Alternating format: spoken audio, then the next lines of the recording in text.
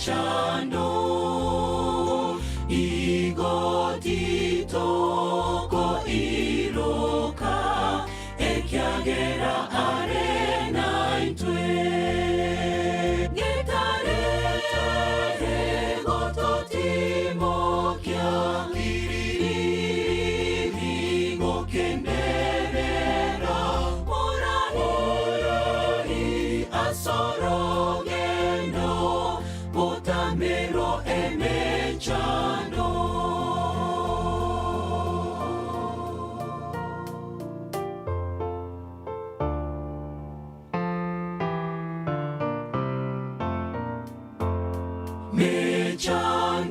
mechandene tonyora botamero emechando twamanyire no moreni oyore ange botame getareta egototimo kia irigo kenderera morahi asorogendo botamero emechando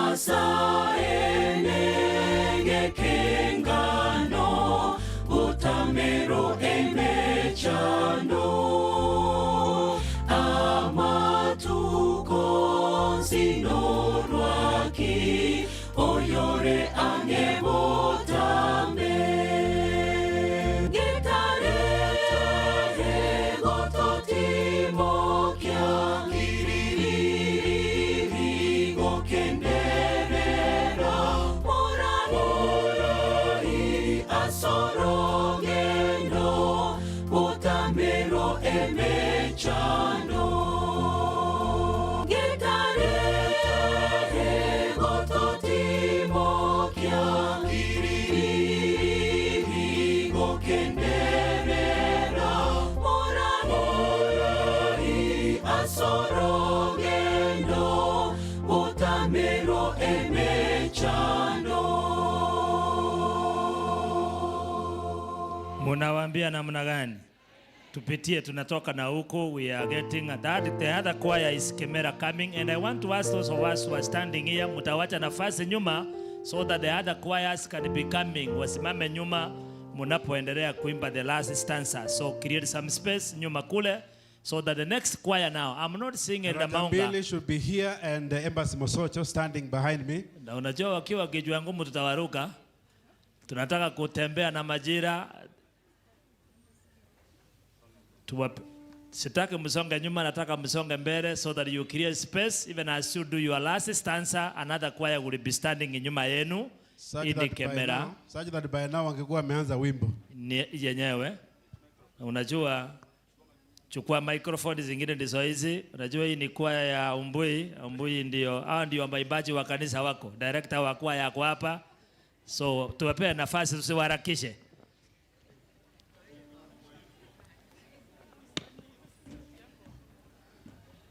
Nkumura warogotera.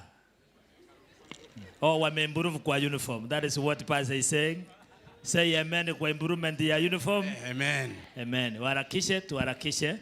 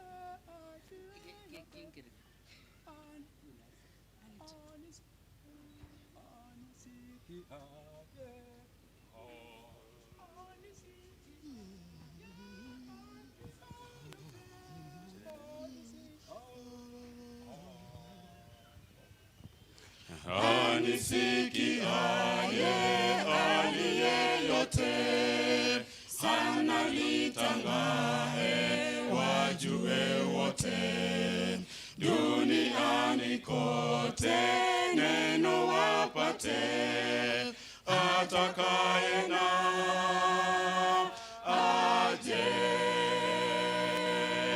Ni atakaye, wani hata barani nalitangae. Ni Baba mpenzi alinganaye, atakaye na aje. Anijiliaye Yesu asema, asikawe aje ima mapema. Ndimi njia, kweli, ndimi uzima, atakaye na aje. Ni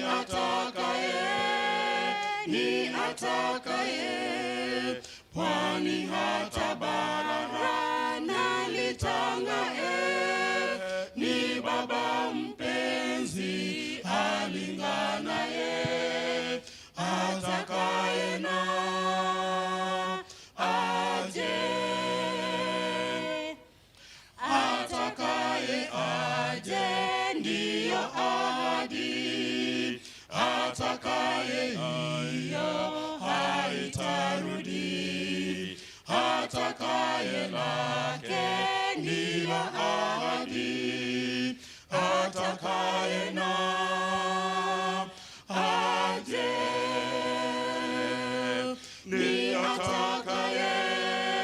Ni atakaye, bwani hata bara nalitangae. Ni Baba mpenzi alinganaye, atakaye na aje.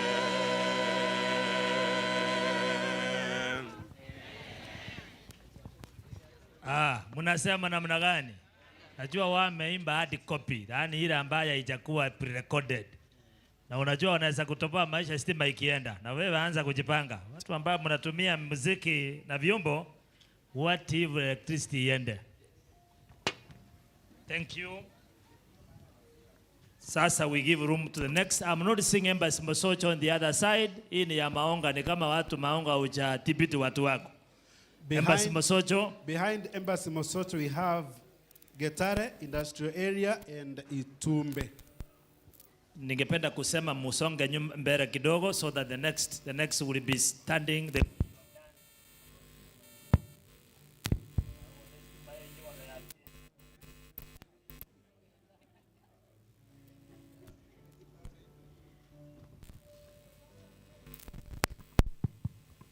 the public address system. Watu msianze kuchomea wengine moti cholera wateria makara. So kaa ngumu hapo. Wewe tuwape nafasi.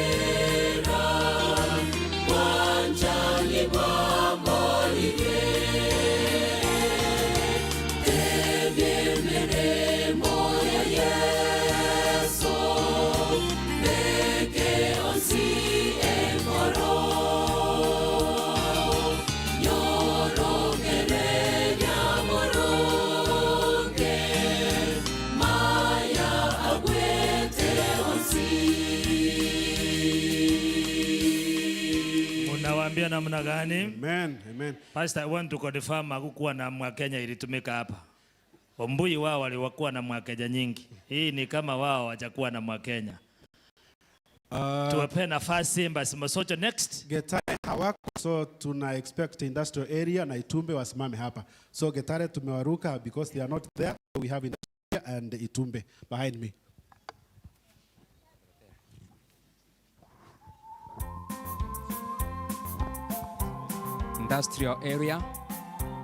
Industrial area kujeni hapa tupige foleni. Getare hawako.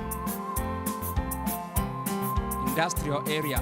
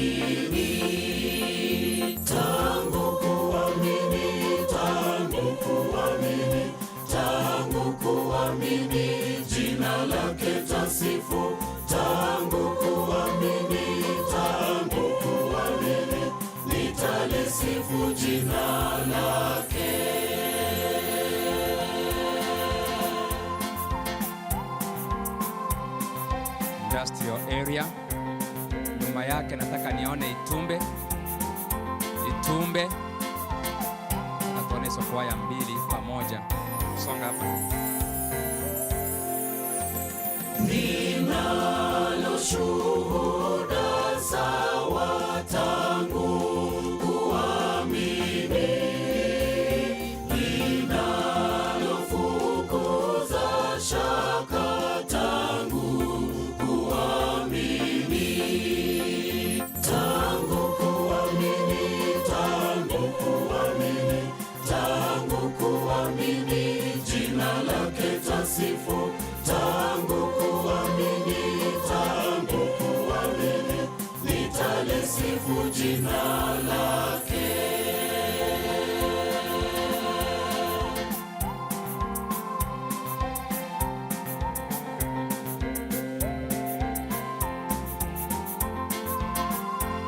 Sijaona Itumbe, tutawaruka.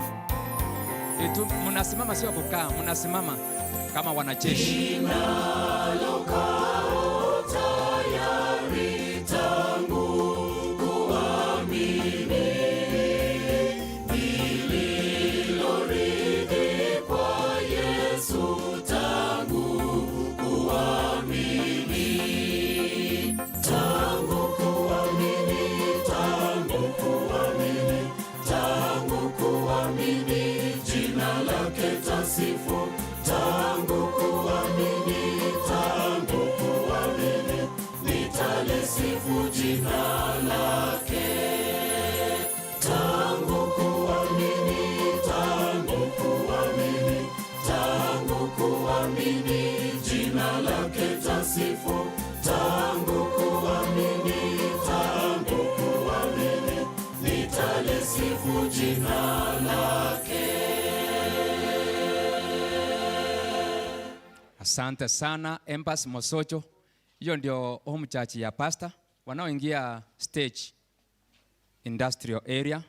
Itumbe ndio hawa wameng'ara hapa, songa hapa karibu. Na tunataka kutahadharisha pastor ya kwamba huwa anaoneanga home church yake akuwe genuine, Yes. in his honest opinion. Tena na yeye. Tusonga vizuri, tasonga huku mbele, tusongeane vizuri, tuchipange. All in all, we want to thank and you say amen to our choirs. Amen. We are now doing the fourth choir. We need 4 more ili ndio tuende mahubiri.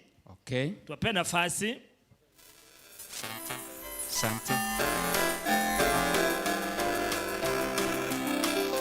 Tuko kwenye vita kuu kwa haki na ukweli, mapambano yamechacha na mapepo ya giza, jeshi la ujasiri, Bwana akuhitaji, Bwana akuhitaji, yeye kiongozi, sema kwa ujasiri, Bwana akuhitaji, Bwana akuhitaji, yeye kiongozi, sema kwa ujasiri, Bwana akuhitaji.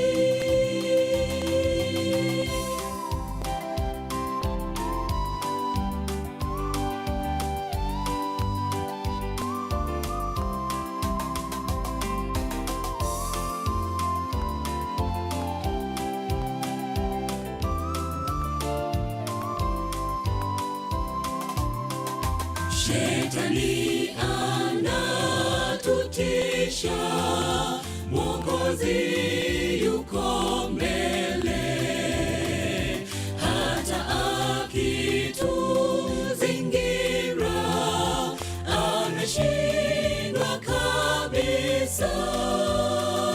Bwana pendi waoga, Yesu akuhitaji, Bwana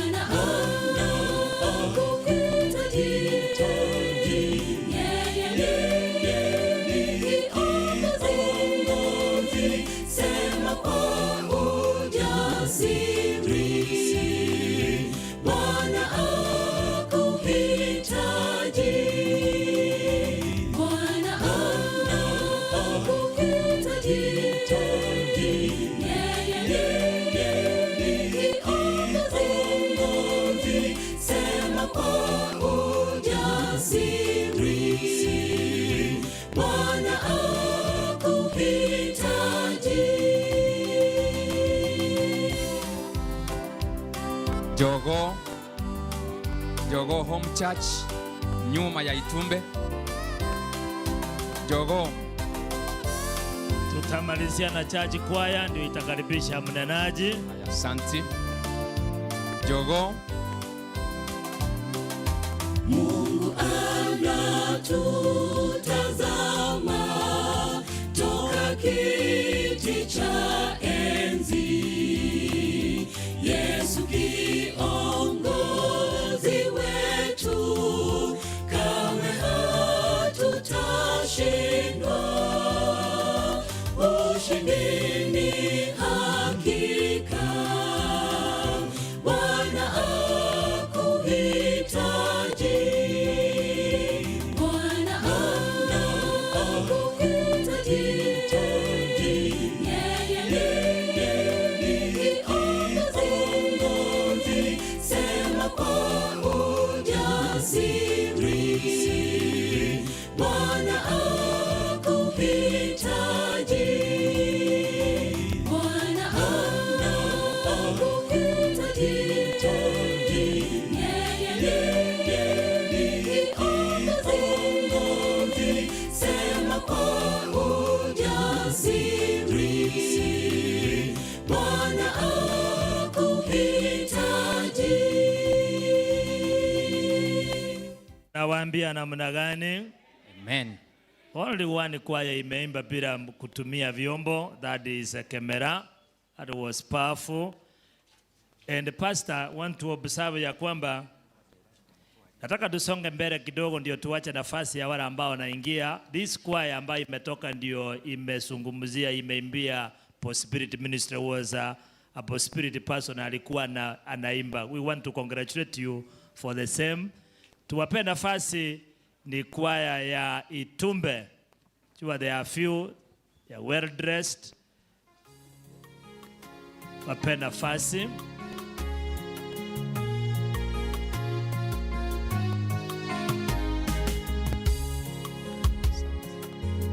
Asante. Jogoo watafuatwa si church choir, elimu watoto wa elimu ndio church choir itoka nyuma. Mocho muyanore arya Mungu, makweri tayono nyambororo. Yesu tatangira rya Zayoni, asagi ya mogoko gotambe. Asagi ya mogoko gotambe. Mocho muya Zayoni no moche baba chenu. Tomenye tobe no mogoko monge mono. Yesu tatangira rya Zayoni. Yesu tatangira rya Zayoni.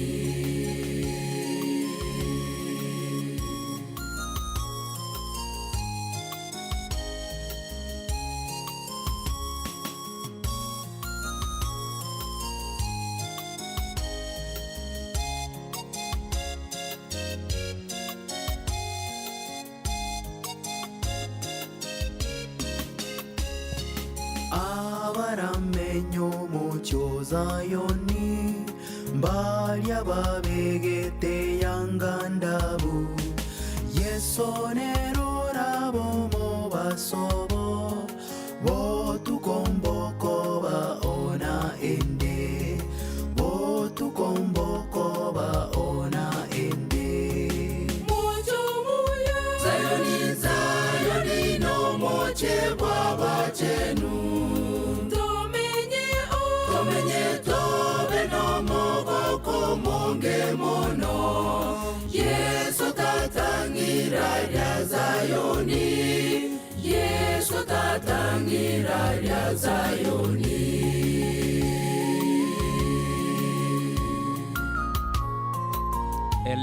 Elimu siwaoni, wakuja nyuma ya Jogoo.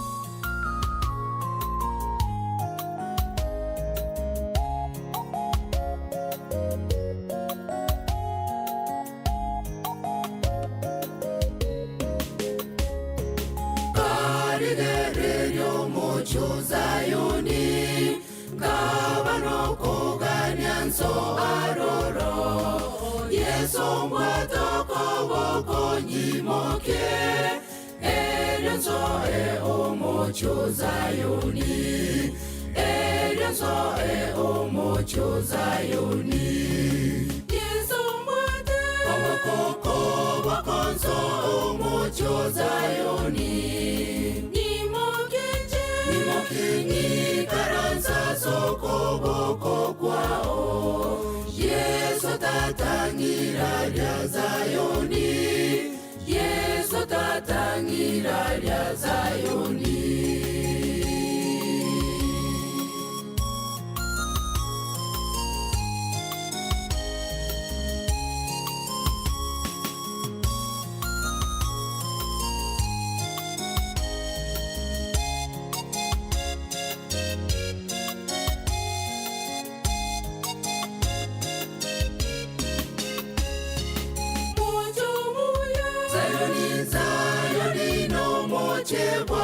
Chenu Tomenye tobe no mogoko monge mono Yesu tatangira lya Zayoni Yesu tatangira lya Zayoni Yesu mwate wabakoko wakonso omocho Zayoni Nimokinyi karansa soko boko kwao Yesu tatangira lya Zayoni Yesu tatangira lya Zayoni Unawaambia namna gani? Yesu tatangira lya Ondara. I am seeing new talents, especially conductors. I hope ndugu Wambuyu unaangalia. And I want to challenge choirs who are here, departmental choirs, start signing out people. We have talents here. We want to give, this is a big choir. And the one thing I'm seeing uniform now, wamesikoa pastor. Tai nayo, hiyo ni miniwa. Tai mzuri. Tuwape nafasi tusikie sasa wimbo.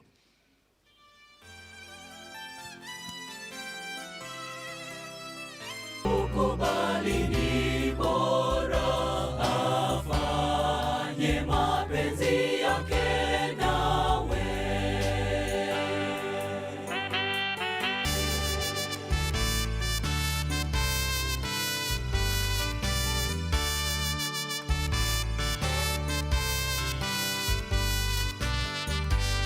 Kuambia namna gani kuwa wake na Yesu. I told pastor uliona kuna mwakenya mbili ilikuwa inatumika. I hope you are making notes. To pay live at a comprehensive school. I think that is what it is now known. Live at Academy is a comprehensive school. Right from junior, we have junior school and the other. And I wish that the director would join them and they make this choir complete. But akipenda wajoin sawa. Tuwape nafasi watoto wetu walibate. And we want to tell mse kwamba tunakushukuru kwa sababu ya shule ile ambayo inatushughulikia watoto wetu. We are beneficiaries and eternally we are grateful to you. Tuwape nafasi. Church choir, I don't know kama kofi ya nani umeenda wapi. Church choir, sio sijawaona kule.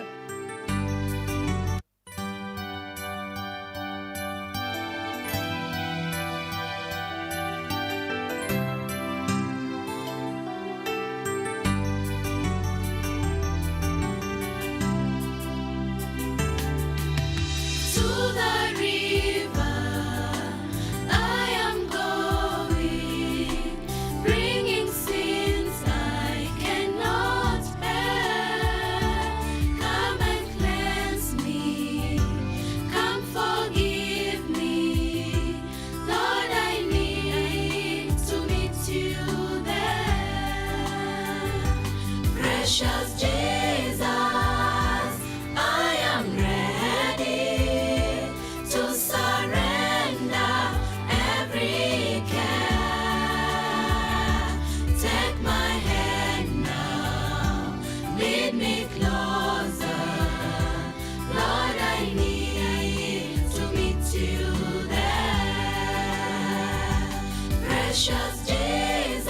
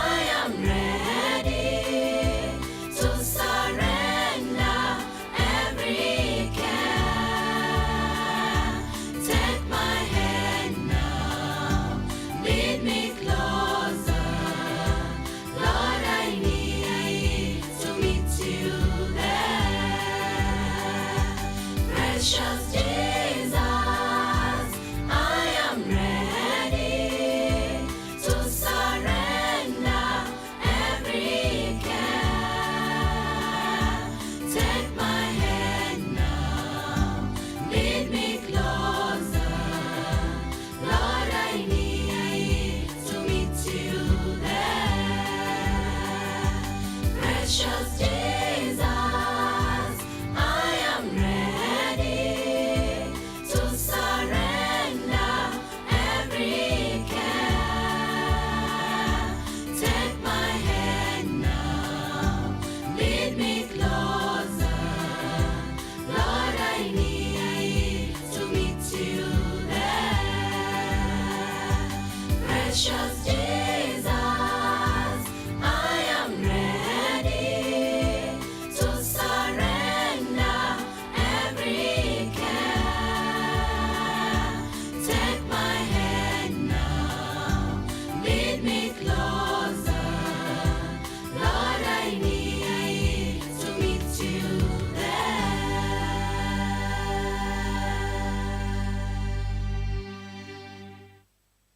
Mnaambia namna gani elimu school? Hata nimeona director anajua kuimba hapa nyuma. Tunapea nafasi program to Divine Hour vile itaongozwa na ndugu yetu Ombui. Thank you so much, Elder. Bwana Yesu asifiwe kanisa. Nataka kuona pale nyuma. Bwana Yesu asifiwe, mkono hivyo. Asante sana. Naona wengine hatuko uniform ya home churches. Today was a music Sabbath. Siku ya uimbaji na kuhakikisha kila mtu ameuzishwa. That is why it was a home church thing. Na wakaribisha nyote katika ibada ya siku ya leo. Watakao hudumu siku ya leo, naomba msimame. Fanya salute ya Yesu na nyinyi wafanyie salute. Naomba Sara akuje for key text. Then our choir will sing. Thank you. Our key text is coming from Psalms 24, verses 3 through 5. Psalms 24, verses 3 through 5. And it reads, Who shall ascend into the hill of the Lord? All who shall stand in his holy place? He that has clean hands and a pure heart, who has not lifted up his soul to vanity nor sworn deceitfully. He shall receive the blessings from the Lord and righteousness from the God of his salvation. The scripture will be expounded by our speaker. Amen. Thank you so much. Thank you so much, Sarah, for the key text. After the choir, prepare to worship the Lord in our tithes and offerings, and we shall be led by the one selected. God bless you. Choir, it's your time to worship the Lord.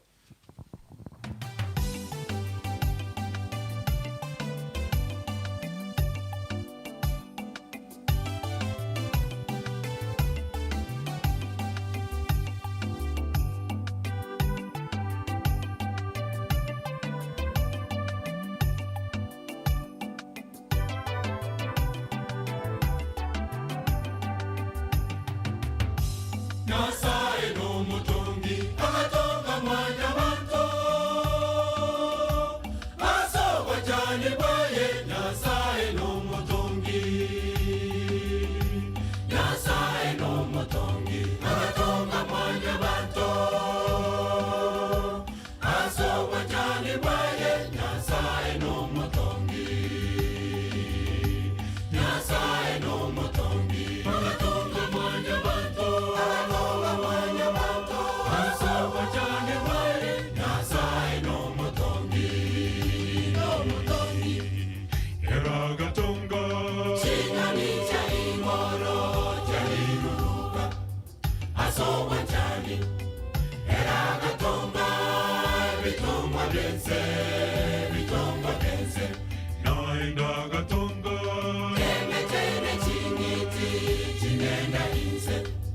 Chituwa chonsi watongi baye no bogo kumya no bogo Eragatonga Chinganicha igoro jairuruka Asoba jani Eragatonga Bitongwa bense Naindagatonga Emetene chingiti Chigenda inse Chituwa chonsi Watongi baye No gogo kumya Oye ni gogo tebo No manje kenya sae Odera yetu beti Watongi wanyo sae Naenda ewa tebo No manje kenya sae Odera yetu beti Wanjanya soyo mino Oye ni gogo tebo No manje kenya sae Odera yetu beti Watongi wanyo sae Naenda ewa tebo No manje kenya sae Odera yetu beti Wanjanya soyo mino Wanjanya bobori Bogo kumya Wanjanya bobori Bogo kumya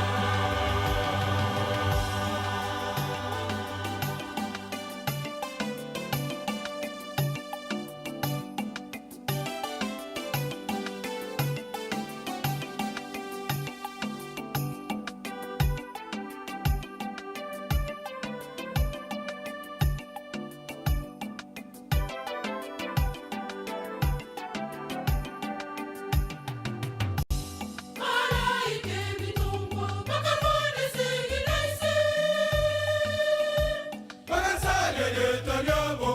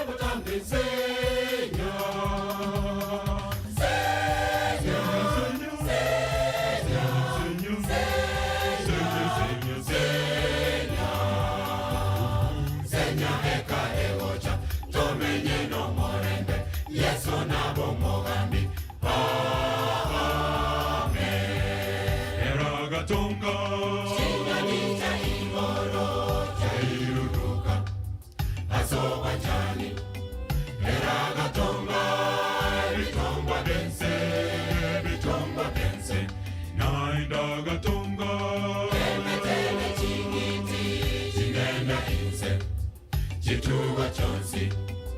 Motongi kwaye no bwogo kumya, no bwogo kumya.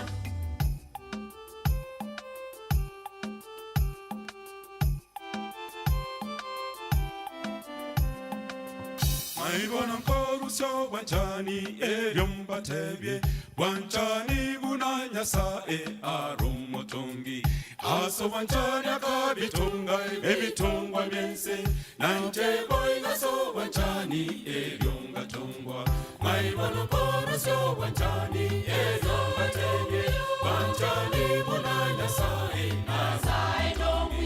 aso wanchani akabitunga ebitungwa byense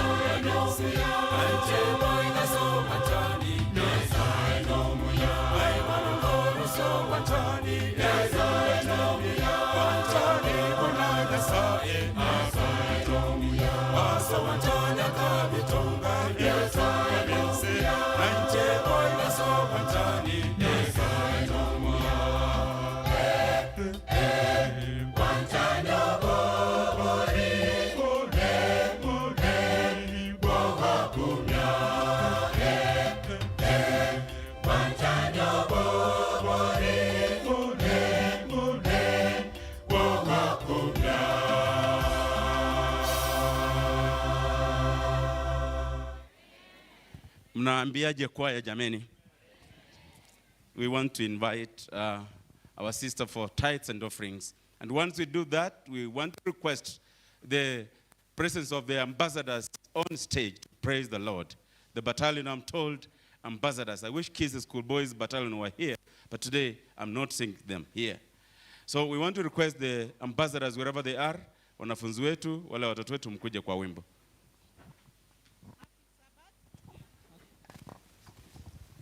Happy Sabbath, stewards of God. Happy day. We are all stewards of God. And our vision is to put God first. My name is Christine Ojuang. I'll read Psalms 24 verse 1, which says, the earth is the Lord's, and the fullness thereof, the world and they that dwell therein. This is just a reminder to us, because we all know that we belong to God, but we have to remind ourselves, because at times we have failed in acknowledging God through our giving, that everything belongs to God. I take this opportunity to invite all of us to trust God as owner and provider, and to partner in his final mission through regular and systematic giving. I'll ask all the deacons and deaconesses to stand so that we can have a word of prayer before the collection starts. Okay, let us pray. Kind and loving Father, we come to you this morning with thanksgiving in our hearts, oh Father. We thank you, O Lord, for you are Lord and God of all. You created us, O Lord, to worship you, O Father. We are praying, O Lord, that you may forgive us where we have failed where we have failed on our duty, O Lord, as your stewards, O Father. As we give, O Lord, we are praying, O Lord, that you may bless each and every one of us, O Father, for silver and gold belongs to you. This is our honest prayer in Jesus' name. May the Lord bless you.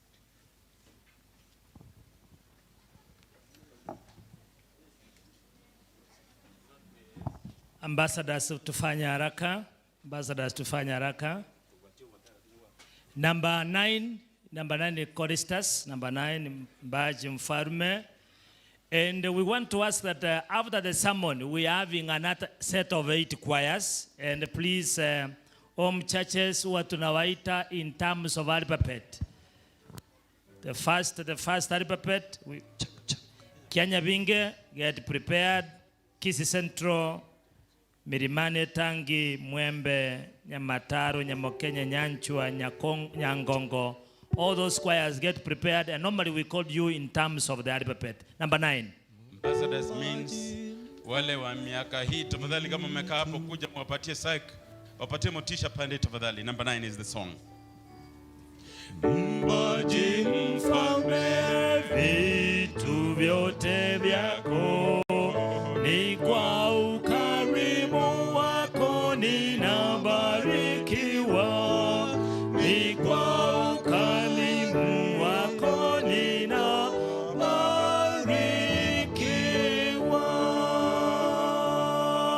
niliyeniumba na kutegemea, sina budi kuzisifu hisani zako kuu, sina budi kuzisifu hisani zako kuu. Ni kama wamekuwa tayari, tuwape kipaza sauti.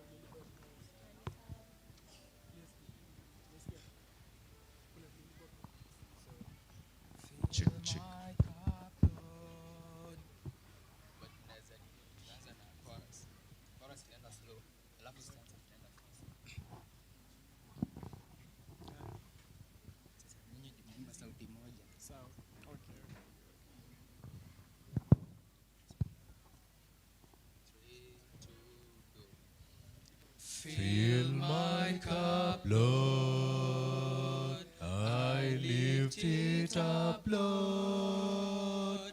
Come and quench this thirsting of my soul. Bread of heaven, fill me till I want no more. Fill it up, fill it up and make me whole. Like a woman at the well, I was seeking for things that could not satisfy. And then I heard my Savior speaking from my well that never shall run dry. Like a woman at the well, I was seeking for things that could not satisfy.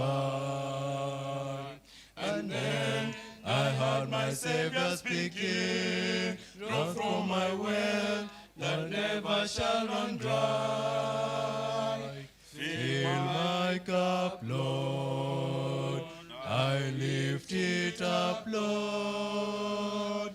Come and quench this thirsting of my soul. Bread of heaven, fill me till I want no more. Fill my cup, fill it up and make me whole. Fill my cup, Lord, I lift it up, Lord. Come and quench this thirsting of my soul. Bread of heaven, fill me till I want no more. Fill my cup, fill it up and make me whole. There are millions in this world who are craving the pleasures that they once have won. But now, not matter wondrous treasure that I find in Jesus Christ my Lord. There are millions in this world who are craving the pleasures earthly things afford. But now can match the wondrous treasures that I find in Jesus Christ my Lord.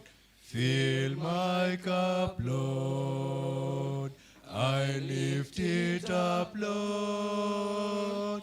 Come and quench this thirsting of my soul. Bread of heaven, fill me till I want no more. Fill my cup, fill it up and make me whole. Fill my cup, Lord, I lift it up, Lord. Come and quench this thirsting of my soul. Bread of heaven, fill me till I want no more. Fill my cup, fill it up and make me whole. Fill my cup, Lord, I lift it up, Lord. Come and quench this thirsting of my soul. Bread of heaven, filling till I want no more. Fill my cup, fill it up and make me whole. Fill my cup, fill it up and make me whole. Mnawambiaje the battalion boys and girls? Thank you so much. We want to invite Elder for congregational prayer, but first we'll have to get the congregational song. Sister Jusaraya gave us that as Elder comes for prayer. Tutasimama wote tafadhali. We're doing now congregational song, choir number 26 in this church. Choristers, take it up. Our song comes from the number 125, Nyimbo za Kristo. Uniangalie. Choristers, take us through.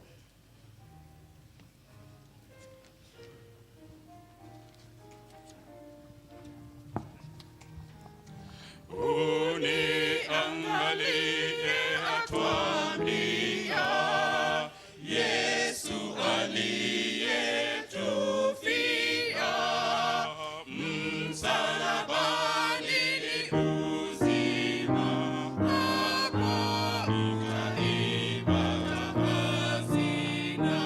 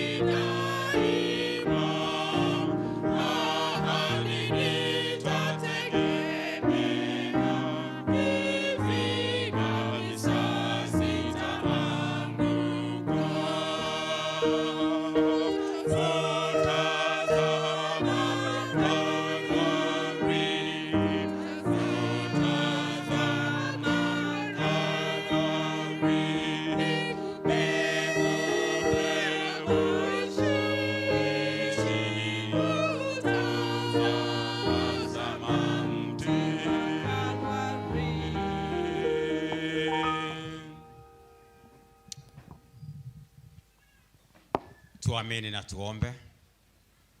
Papa, katika jina la Kristo, asante kwa sababu ya asubuhi hii, na asante kwa sababu umetuleta sote kama kikundi ambacho kimekuja kukuabudu siku ya Sabato, siku ambayo uliitenga kando kwa sababu ya kazi nzuri uliifanya ya uumbaji.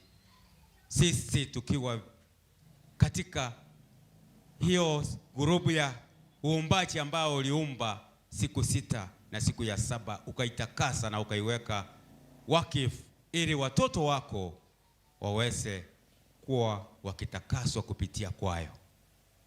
tunaomba kwamba tunapoenda kusikiza mahubiri ya siku ya leo, Papa, yule ambao umeteua, tusimuone yeye pale, tukuone wewe. Ni wengi ambaye walikuwa wanatarajia wafike siku ya leo lakini hawakuweza. Na wale ambaye tumefika, sio kwamba sisi tu wazuri, pali umetupea wakati ili tuweze kukata kauli iliyo njema. Kuna wengi wako mahospitali, kuna wengi ambaye wamelala, lakini tunaomba kwamba yote yanapotendeka unajua ni kwa nini. Wale ambaye tuko hapa, Papa, tuweze kujua ya kwamba katika maisha haya kuna mwisho wake, ili tuweze kuyatenda yaliyo mapenzi yako. Tukiwa tumekuamini kikamilifu, tutende mapenzi yako. Kana kila mmoja wetu, na yote yatendeke kulingana na mapenzi yako, ni kupitia kwa jina la Yesu ambaye ni mkombozi wetu.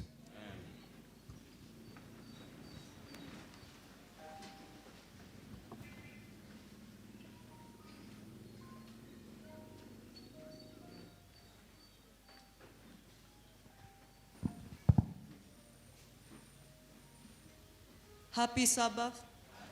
Happy day. Welcome to the children's sermon.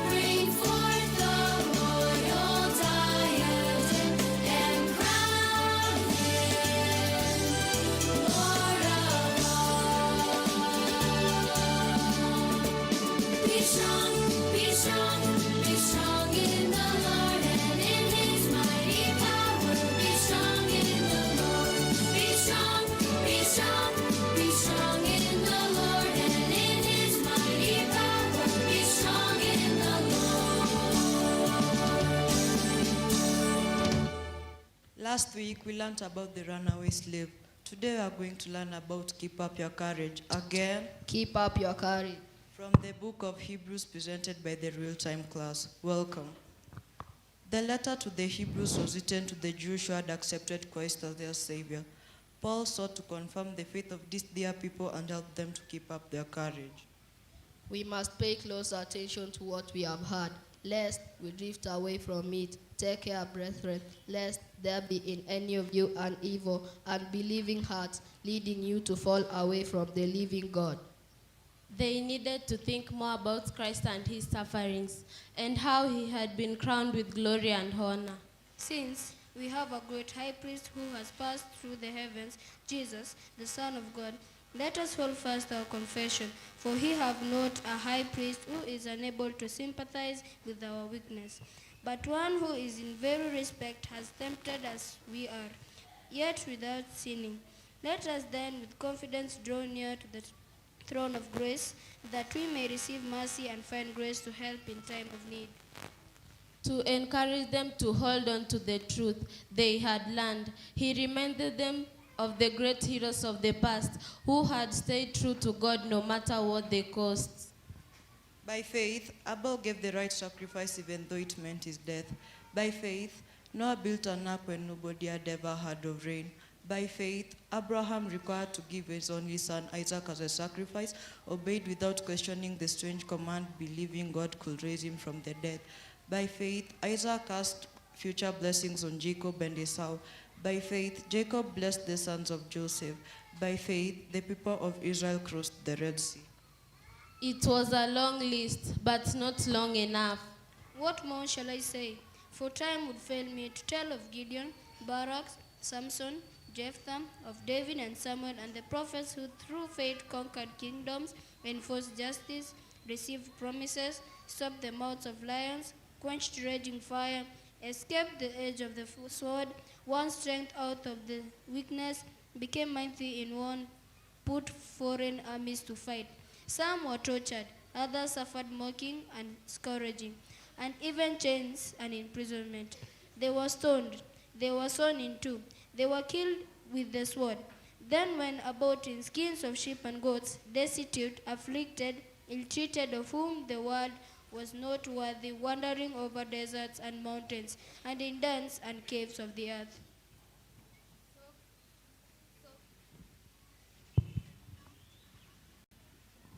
So Christians, the moving story of the great heroes of faith points to a lesson. With all these examples of loyalty, with a great cloud of witnesses, how could anyone consider giving up the faith?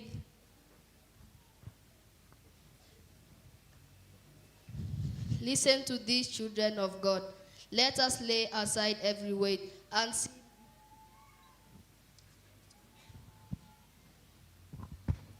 sin which clings so closely, and let us run with perseverance and the race that is set before us, looking to Jesus, the pioneer and the perfecter of our faith, who for the joy that was set before him endured the cross, despising the shame, and is seated at the right hand of the throne of God. Thank you for listening to the children's sermon. Join us next Sabbath for more lessons. Bye-bye.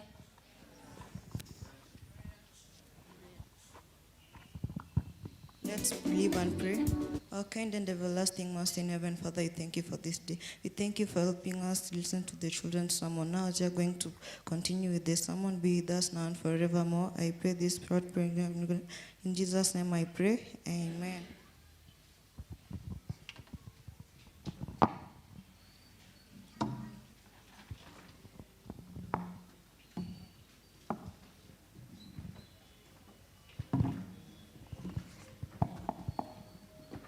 Our speaker is Ruth Mabeya. May we worship together.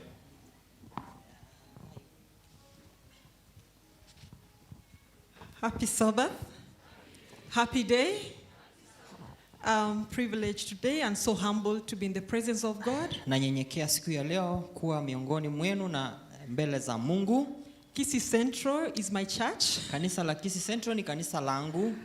When I came to this town in 2009, this is the place I could come behind there over lunch hour every day from my workplace to seek God in prayer. Nilipokuja hapa mtaani mwaka wa 2009 nilikuwa nakuja pale nyuma kila wakati wa mchana kwa maombi. So basically in my spiritual life, Kisii Central has really nurtured me behind the scenes. Katika maisha yangu ya kiroho, Kisii Central imenikuza hadi sasa. I have many spiritual mothers who guide me, counsel with me, and pray with me. Niko na wamama wa kiroho hapa ambao wananikuza na kuniombea. And I really thank God for them and I really thank for that. Nashukuru Mungu kwa hao na washukuru Mungu kwa hayo.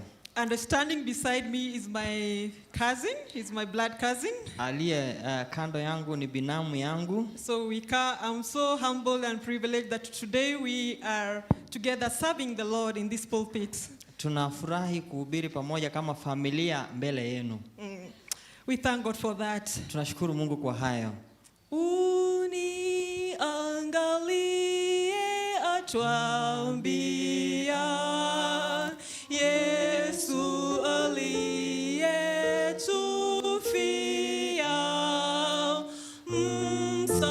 msalabani ni uzima.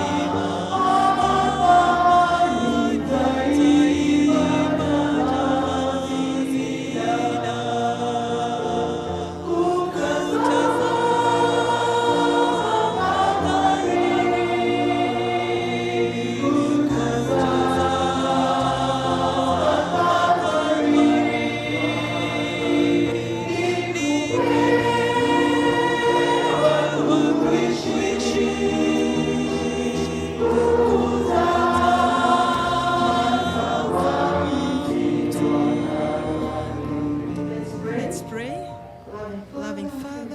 stand before you as two sinners. We are about to speak what heaven wants to speak. We pray that may you speak through us as you touch your children. May your name be glorified, for we pray in Jesus' name. Amen.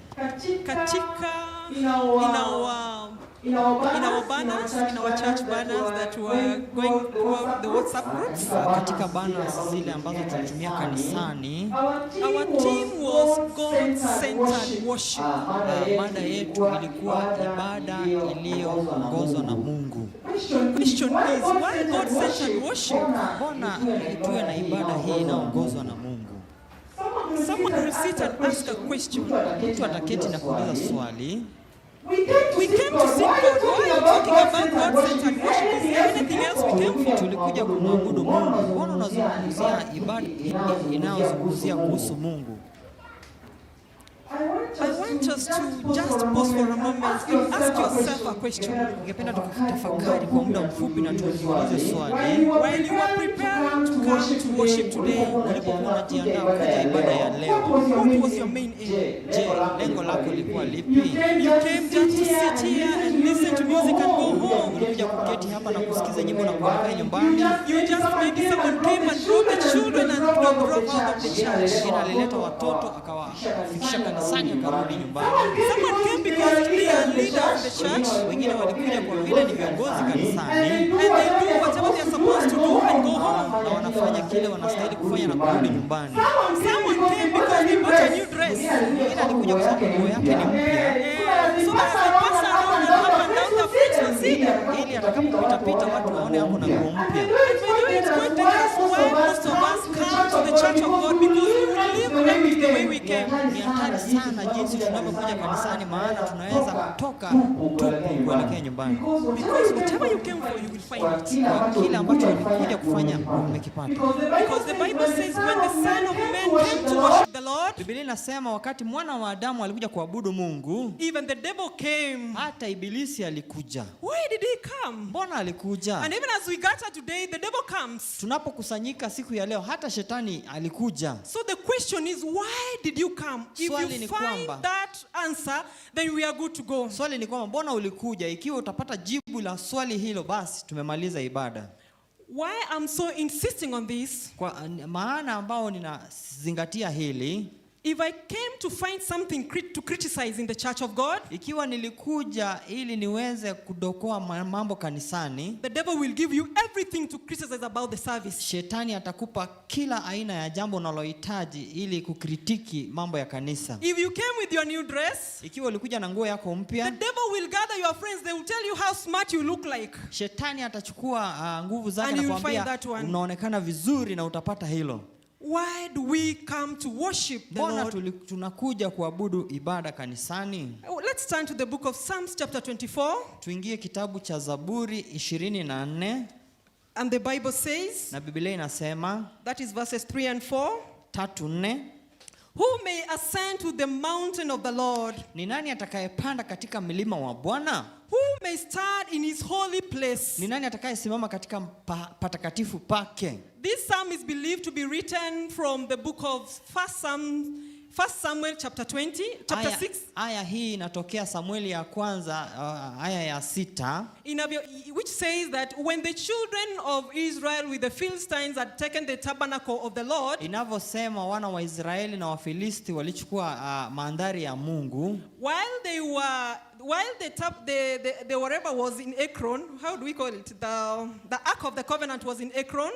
Sanduku la agano lilipokuwa pale Hebron, you see the hand of the Lord was so heavy on them. Mkono wa Bwana ulikuwa mzito juu yao. So they are returning this Ark of the Covenant to Israel. Kwa hivyo wanarudisha sanduku hili la agano kuelekea Israeli tena. So as they are returning it, you find it in the book of 1 Samuel 6 verses 20. Wanarudisha katika Samueli hiyo ya kwanza 6:20. And the people of Beth-Shemesh asked, na watu wa Beth-Shemesh wakauliza, who can stand in the presence of the Lord? Nani atasimama mbele ya Mungu? This holy God. Mungu huyu mtakatifu. Because the hand of God had been so heavy upon them. Kwa vile mkono wa Mungu ulikuwa mzito kwao. Some had tumors. Wengine How do we call tumors in Swahili? wengine walikuwa na saratani. Yeah, because the hand of God was, actually God was fighting for himself. Kwa vile Mungu alikuwa anajipigania mwenyewe. And then now they get to Beth-Shemesh. Kwa hivyo wanaingia mahali paitwapo Beth-Shemesh. And there's some 70 guys went to look into the covenant, into the ark of the Lord. Na hawa watu wakajaribu kuchungulia kwa sanduku la agano. And all of them died. Na wote wakaangamia. And someone now there is asking, and these people are asking, who shall stand in the presence of this na Lord watu God? walioona wakauliza, nani atasimama mbele ya macho ya Mungu? That question was never answered then. Swali hilo halikujibiwa. Until now, David is coming to answer us in the book of Psalms chapter 24. Hadi sasa Daudi anakuja kujibu katika kitabu cha Zaburi 24. Why do we come in the presence of God? Mbona tunakuja mbele ya macho ya Mungu? Will we be able to stand? Je, tutaweza kusimama? Who invited us today? Nani alitualika leo? It's Christ himself who invites us every Sabbath. Ni Yesu mwenyewe anatualika kila Sabato. Now, when he invites us to come, anapotualika tuje, his main aim is to transform us. Lengo lake kuu ni kutubadilisha, to strengthen us, atupe nguvu, and in order to be able to be cleansed and meet with him. Ili tuoshwe tuweze kuishi naye. And so today as we came, kwa hivyo leo vile tulivyokuja, I want to just take it from the book of Psalms and say we came to climb to the holy mountain of the Lord. Nachukua kutoka kitabu cha Zaburi ya kwamba tulikuja kupanda mlima mtakatifu wa Mungu. But will we be able to just climb that mountain?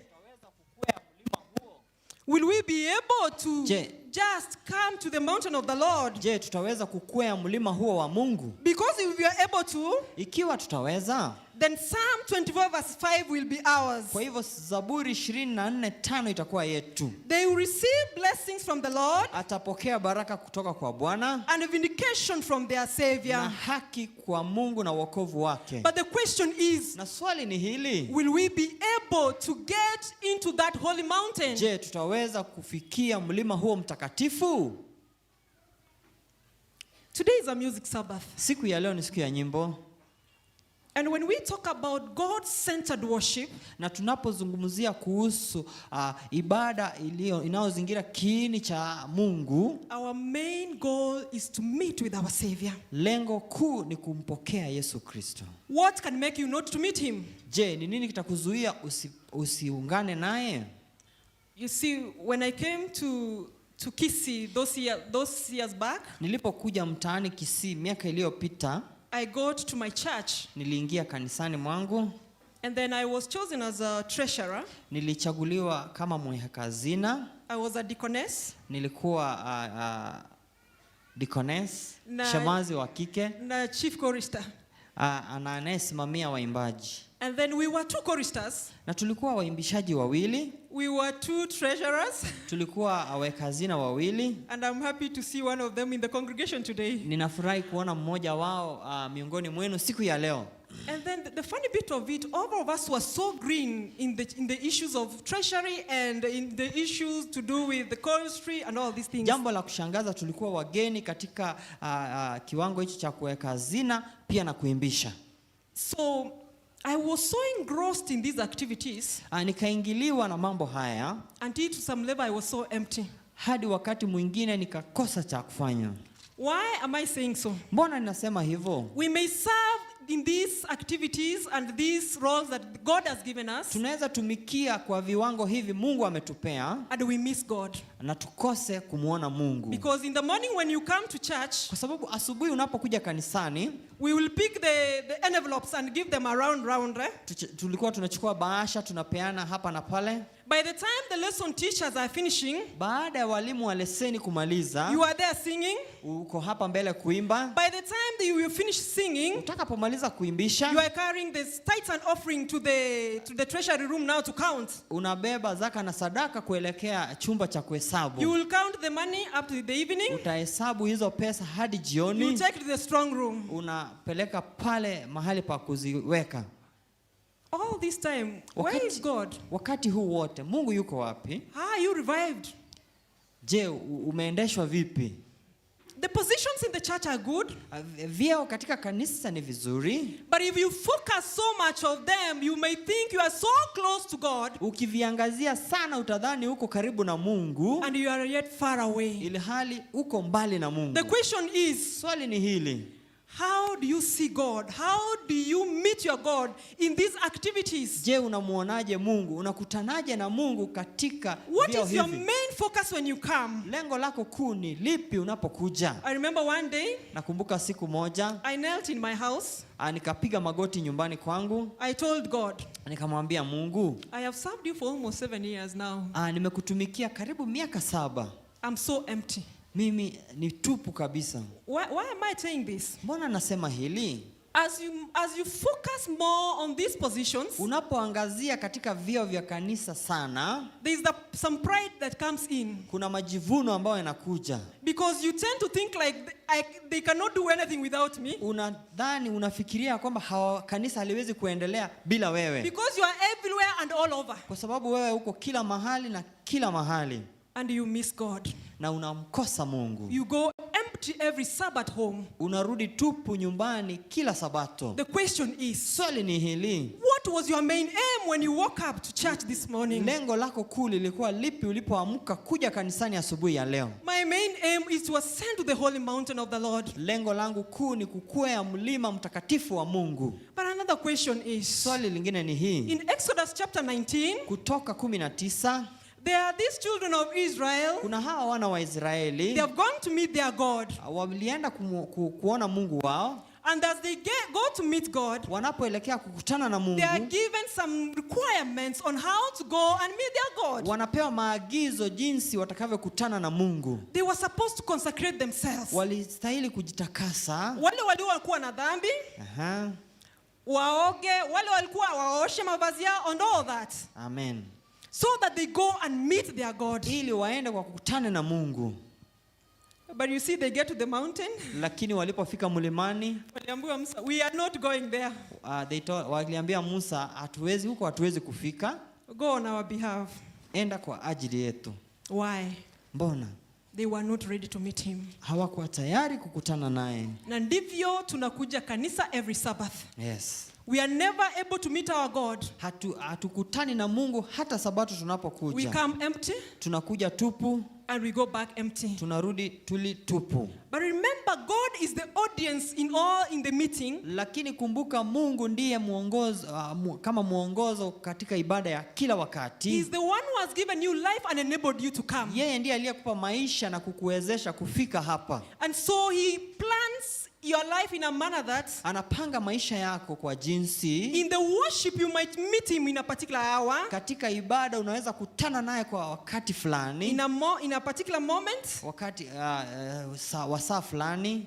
It may be in the lesson discussion. Inaweza kuwa wakati wa leseni. It may be in the morning worship. Inaweza kuwa katika ibada ya asubuhi. It may be in the music. Inaweza kuwa katika nyimbo. It may be in the sermon. Inaweza kuwa katika mahubiri. And you ask, na wewe, you have a responsibility to seek God. Uko na jukumu la kumtafuta Mungu. I know you have purposed and you have called me today. Najua uko na sababu ambao umeitwa leo. And there is something for me. Kuna jambo kwangu mimi. Help me to be so sensitive to the Spirit. Hebu nipokee roho huyu. Wash me, cleanse me, let there be nothing that will hinder you to receive what you have for me. Unioshe na nisiwe na jambo litakalo nizuia nisipate uliloniandalia mimi. And every time you do that, na kila wakati unapofanya hivyo, you will never go empty. Hauwezi kurudi nyumbani ulitupu. But if you came for any other reasons, ikiwa ulikuja kwa sababu nyingineo, the devil will be there to fulfill it perfectly. Shetani atakuwepo ili aweze kukuwezesha. And we will remain the same people every other day. Na utabaki kuwa yule kila wakati. Because one, kwa sababu moja, if I'm struggling with fornication and adultery, ikiwa najiingiza katika anasa na usinzi, I'll come in the presence of God. Na kuja katika uwepo wa Mungu. who was able to uplift me and take it away because he has promised 1 John 3:8. Ambaye alikuwa na nguvu ya kuniinua vile ameahidi katika kitabu cha Yohana wa kwanza 3:8. That I came to destroy the works of the devil in you. Nilikuja kukatakata na kuangamiza mambo ya ibilisi ndani yako. We will go back home. Tutarudi nyumbani. And every other year we'll be so corrupt, we'll be liars, we'll be gossipers. Kila mwaka na baada mwingine tutakuwa wasengenyaji, wadanganyifu na mengineo. And so God-centered worship. Ibada iliyokita katika mambo ya Mungu. I will just highlight 3 things. Vile tulivyosoma. I will just highlight 3 things. Nitasema mambo matatu. And then we close because we are past time. Ili tuweze kufunga maana muda wetu umeyoyoma. I may use a few, maybe 10 minutes kindly so that we are able to be done. Dakika chache kama 10 hivi tutakuwa tumemaliza. A God-centered worship.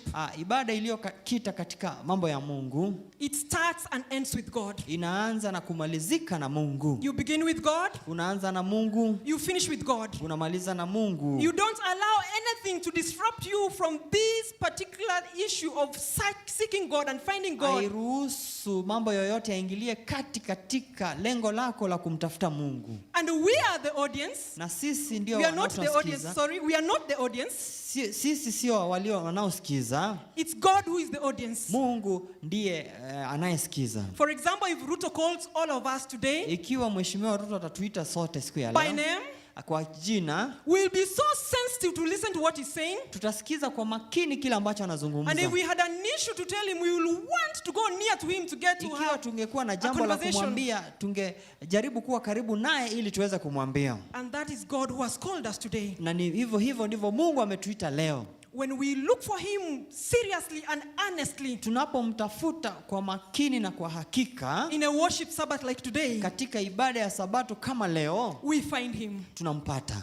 We find him. Tutampata. But what is the role of music in all this, in this worship? Je, muziki unaleta nini katika ibada kama ya leo? It connects us, a sinful man, with the holy God. Inatuunganisha mwanadamu aliye mwenye dhambi na Mungu aliye mtakatifu. What am I saying so? Kwa nini nasema hayo? In 2009, mwaka wa 2009, I had ambitions of my own. Nilikuwa na mambo fulani ningependa kuyatekeleza. I had done a lot of international courses because then I was in Nairobi. Nilikuwa nimefanya kosi za kimataifa nyingi nilipokuwa pale Nairobi. Because I wanted to travel the world in my career. Nilipenda kutembea ulimwenguni mote katika kazi yangu. So every night I could go home. Kila wakati ningeelekea nyumbani. I had this dream severally. Usiku nilikuwa na ndoto hizi kila wakati. That I will see myself in a church. Ninajiona kwamba nilikuwa katika kanisa fulani. It's at the river, there's a river. Kuna mto. And then there are these benches, these benches are, what we call it? Zambao, that one. Kuna hivi viti vya mbao, bench ndefu hivi. And I could see myself singing there. Nilikuwa najiona naimba pale. And you see, I used to sing bass and tenor when we were in high school. Nilikuwa naimba bass na tenor nilipokuwa shuleni. Because I love bass. Kwa vile napenda sauti ya bass. When I was a youth, every man who could stand beside me and sing bass. Nilipokuwa kijana, kila mtu aliyesimama kando yangu akiimba bass. It was so easy to fall in love with them. Nilikuwa nawapenda sana. That's how much I love someone who's singing bass. Kwa hivyo napenda watu wanaoimba bass. So the question was, I see this dream consistently. Nilikuwa naona ndoto hii kila wakati. So when I got an opportunity to come and work in Kisii, nilipopata fursa ya kufanya kazi Kisii, I refused. Nilikataa. But every time I refuse, kila wakati nilipokuwa nakataa, the dream comes. Ndoto hiyo inakuja. And one day I got the job, so I was like, I'm not going, I want to do something else. Siku moja nikasema siendi kazi, ni kama nilikuwa nataka kufanya jambo fulani.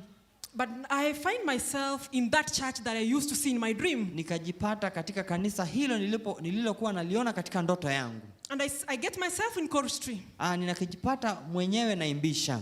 My question was, God, I used to sing tenor and bass. Swali ni hili, Mungu nilikuwa naimba tenor na bass. How can I chorister? Je, ninaweza kuimbisha vipi? You see, up to today I cannot stand in a choir and sing. Hadi leo siwezi simama kwa kwaya na niimbe sauti hiyo. Because if they start singing tenor, if I'm standing close to tenor, I'll sing tenor. Wakiimba tena nikaribia watu wa tena kaanza kuimba tena. Ikiwa bass wataimba watanichukua. So ni kama na wachanganya. So I remain in choristry.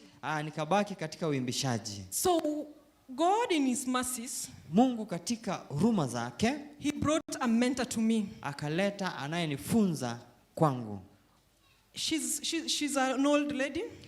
Ni binti ambaye amekula chumvi kidogo. And this is one thing she told me that has guided me today. Aliniambia jambo moja ambalo limenikuza hadi wakati wa leo. When you come to sing in front, unapokuja kuimba hapa mbele, be ye careful that you are not living a sinful life consistently. Uwe makini usije kuwa unaishi kwa dhambi kila wakati. Because kwa sababu it's a greater responsibility. Ni jukumu lako kuu. You are carrying these people on your back. Unabeba watu hawa mgongoni mwako. You are connecting them to heaven. Unawaunganisha na mbingu. And surely you live a consecrated life. Na hakika utaishi maisha matakatifu. Number 2, la pili, she said, akasema, never chorus a song you don't understand. Usiimbishe wimbo ambao wewe mwenyewe hauelewi. Ensure you understand the words.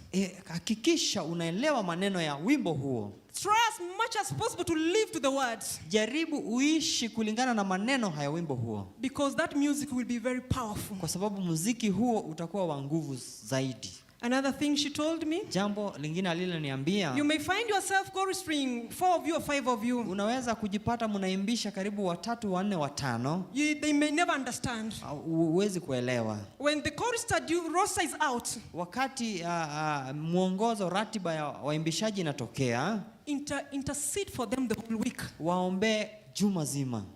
Don't allow yourself to come in up front. Usijiruhusu uje mwenyewe hapa mbele. If you're not consecrated. Ikiwa hujajitakasa mwenyewe. It was so hard for me. Ilikuwa ngumu kwangu. Because sometimes when you chorister every Sabbath, not like here we are so many. Kwa sababu kila Sabato unapoimbisha si kama hapa mko wengi. There's some pride that comes within. Kuna majivuno yanayokuja ndani yako. You know, sometimes you forget, now you will pick nice dresses. Wakati mwingine unasahau, unaanza kuchukua nguo nzuri nzuri. You do your hair. Those days you will go even to Kisumu and make your hair. Unaenda Kisumu unatengeneza nywele. Especially when the choirs are so many, you want to look neat and you are a youth, you know, you want people to see. Asa vile kwaya ni nyingi, unataka kuonekana mzuri, mtanashati kabisa. I had lost it. Nilikuwa nimepoteza hiyo. And I realized it. Nikagundua ya kwamba, once I realized that I'm losing it, nilipogundua kwamba napoteza, I went back to God. Nikarudi kwa Mungu. I told God, either you do something or I'll stop. Nikaambia Mungu, ufanye jambo au niwache. And God in his own mercies, na Mungu na huruma zake, wherever I stand to sing, ninaposimama kuimba, and I've lost it and my mind is not there, na nimepoteza na mawazo yangu yako pale, there's something that comes here. Kuna jambo linalokuja hapa, I cannot be able to sing. Hili lanzuia siwezi kuimba. Until I go to prayer while singing. Hadi niombe ndipo niweze kuimbisha. And it goes. Na inayotoka. Every time I follow whatever that woman said, kila wakati ninapofuata jambo ambalo huyo binti aliniambia, people are blessed. Watu wamebarikiwa. Every time I come to church and there's no chorister because they are late, kila wakati ninapokuja kanisani na hakuna muimbishaji kwa sababu wamechelewa, I rush without any prayer. Ninaingia mbele bila hata kuomba. I'm full of discord. Na ninaimba sauti ambayo haijalingana. It has really taught me a lot, even in my other areas of life. Imenifunza mengi hata katika sehemu nyingine ya maisha yangu. Your duty as a lesson teacher, jukumu lako kama mwalimu wa lesoni, your duty as a deaconess, jukumu lako kama mshemazi wa kike, your duty as a chorister, kama mwimbishaji, is to pick these people, ni kuchukua watu hawa in music, katika nyimbo, and get them to the Father, na kuwainua hadi kwa Mungu, so that they may find that blessing, ili wapate mibaraka hiyo. But if you continue consistent in your sin, ikiwa utazidi katika dhambi, the presence of God leaves. Uwepo wa Mungu unaondoka. You will sing here. Utaimba hapa. You go home empty. Unaendelea na dhambi zako. You go home empty. Unarudi nyumbani ukiwa tupu. You stand in the choir. Unaimba katika kwaya. You go home empty. Unarudi nyumbani ukiwa tupu. What is the center? Je, kiini of your music? Cha kuimba kwako ni nini? You see, we've gone to deliverances, the demon-possessed children.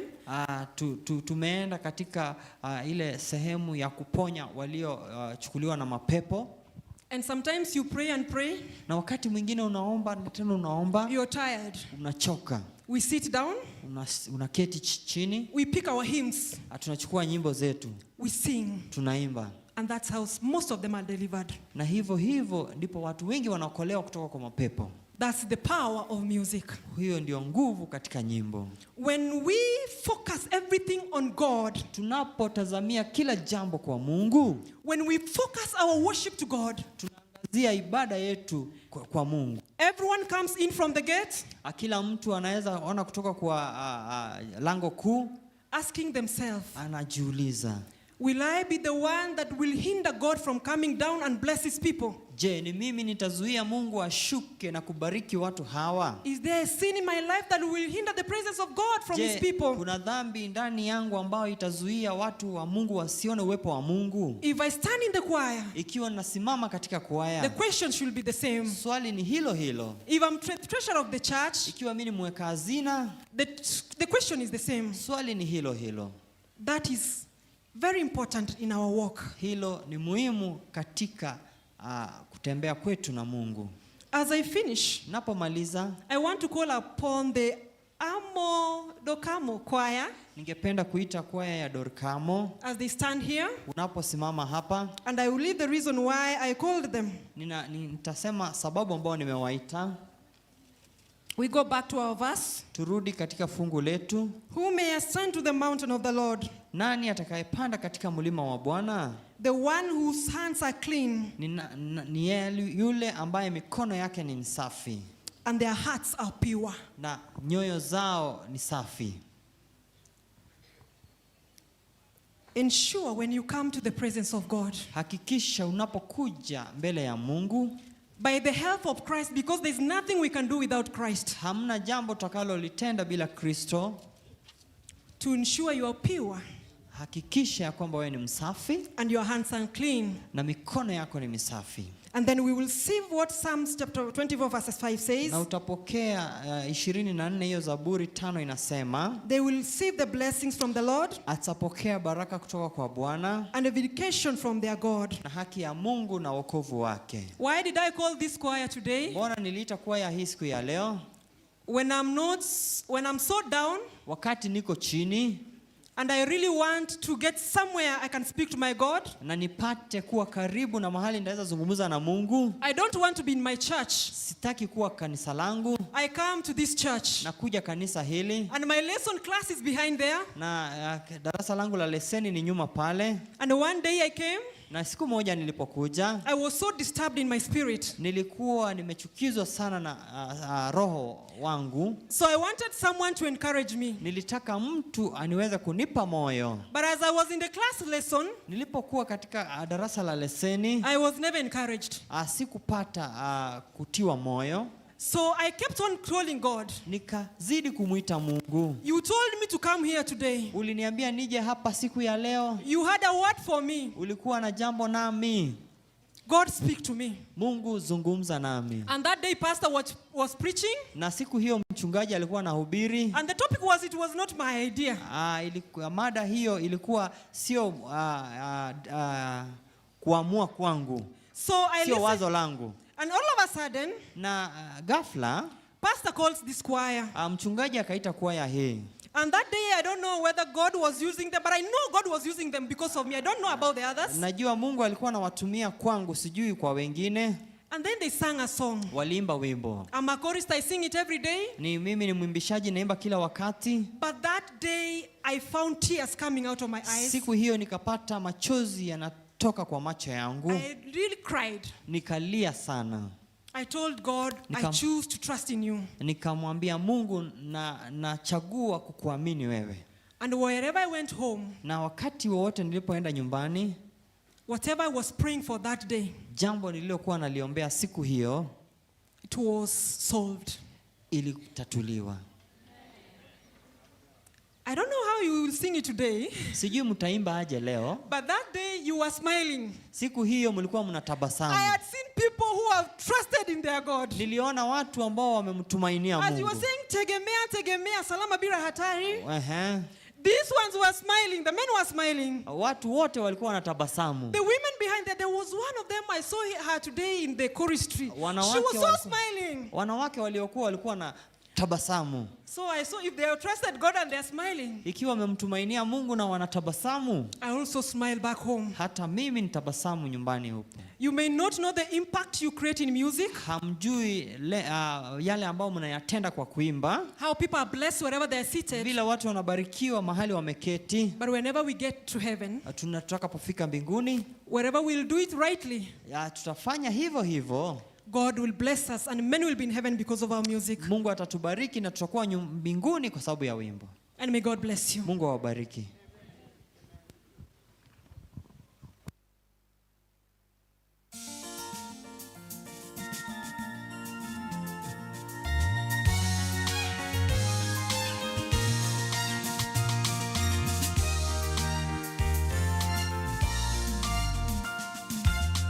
Wavunaji watafurahi pale watakaporudi, wakiyaleta mavuno hata Yerusalemi. Furaha wataipata, furaha hata milele. Wataipata wakati wa mavuno. Furaha wataipata, furaha hata milele. Furaha wataipata wakati wa mavuno. Na siku ile tutaimba kumshukuru na kumsifu Bwana Yesu, jumbe wetu kule Yerusalemi. Furaha wataipata, furaha hata milele. Furaha wataipata wakati wa mavuno. Furaha wataipata, furaha hata milele. Furaha wataipata wakati wa mavuno. Furaha wataipata, furaha hata milele. Furaha wataipata wakati wa mavuno.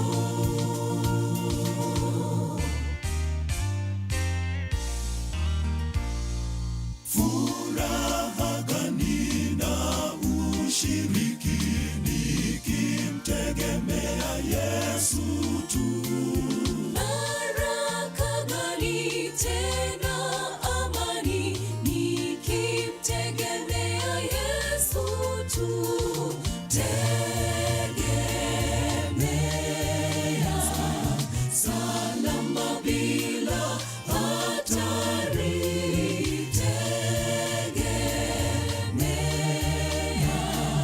Tegemea Mwokozi Yesu. Tegemea salama bila hatari.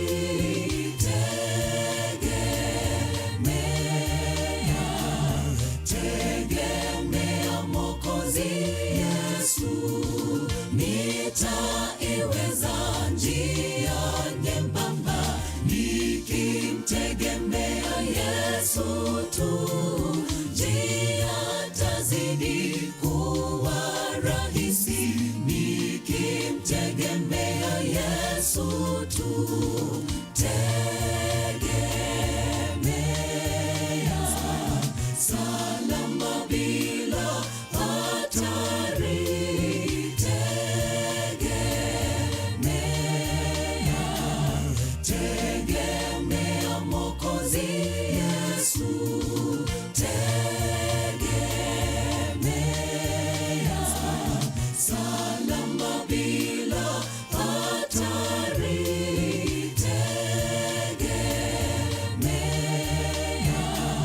tegemea Mwokozi Yesu.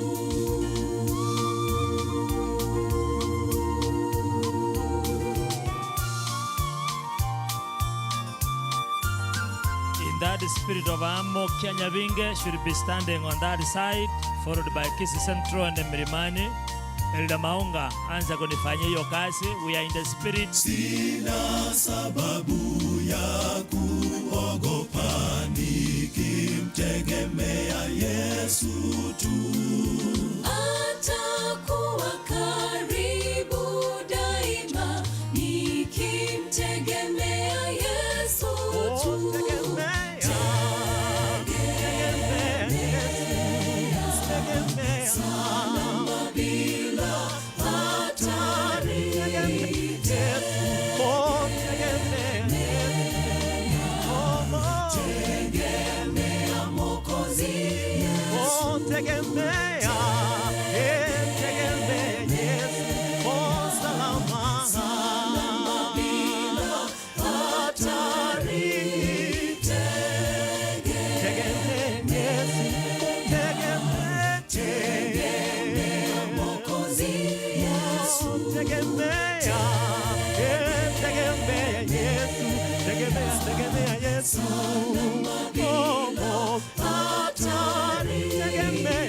Kenya Vinge. In that spirit, Kenya Vinge, march forward. Kenya Vinge be marching.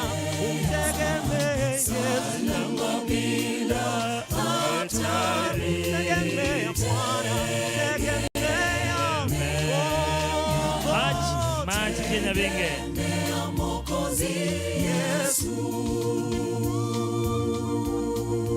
Unawaambia namna gani? We will be doing the last prayers after the following choirs have sung. We are in the spirit of music Sabbath. Kenya Vinge on stage. Next, Bwana Maunga tutangazie choir. The next choir after Kenya Vinge, Kisi Central. Titogonyoliria Maunga niliokuana. And then Mirimani Tangi. In that order, Mwembe, Nyamataro, Nyamokenye, Nyanchwa, Nyankongo. Nyankongo takapokuwa namaliza, we will be doing a prayer. And we are saying that our departmental choirs, you have a date in the afternoon. Wale ambao wamepata nafasi ni sawa. Lakini wengi, the departmental choirs, tunawapeleka mchana ili tuweze. Na mutasonga mbele kiasi so that the next choir will be singing next to you. Kenya Vinge, our ni wa Kenya Vinge. After Kenya Vinge, we have Kisi Central Home Church will be standing here. Kisi Central Home Church, msimame hapa. Na tafadhali wale ambao wanaenda nyumbani hatujamaliza huduma, usiende nyumbani kabla hujapata mibaraka ya ombi la mwisho kutoka kwa mhubiri. We are still in the worship, continuation of our sermon. Wape nafasi. This is Central Home Church. Tunakuwa msimama hapa.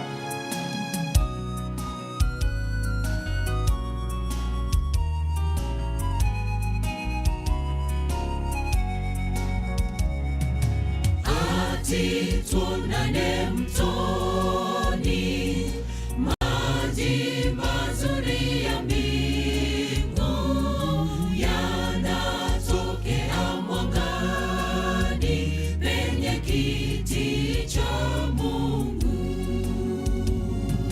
Na tuonane mtoni, watakatifu kwenu ni mtoni, tutakutanika kule mtoni penye kiti cha Mungu.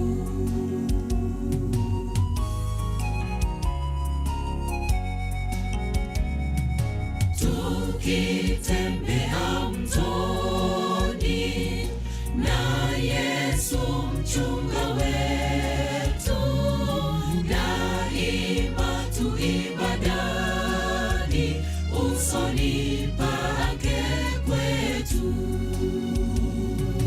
Na tuonane mtoni, watakatifu kwetu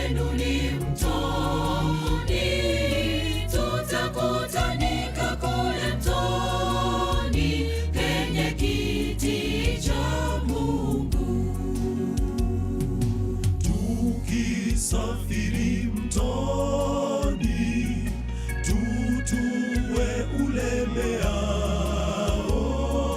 Wema wa Mungu yakini una taji inafao. Na tuonane mtoni, watakatifu kwenu ni mtoni, tutakutanika kule mtoni penye kiti cha Mungu. Tangi milimani.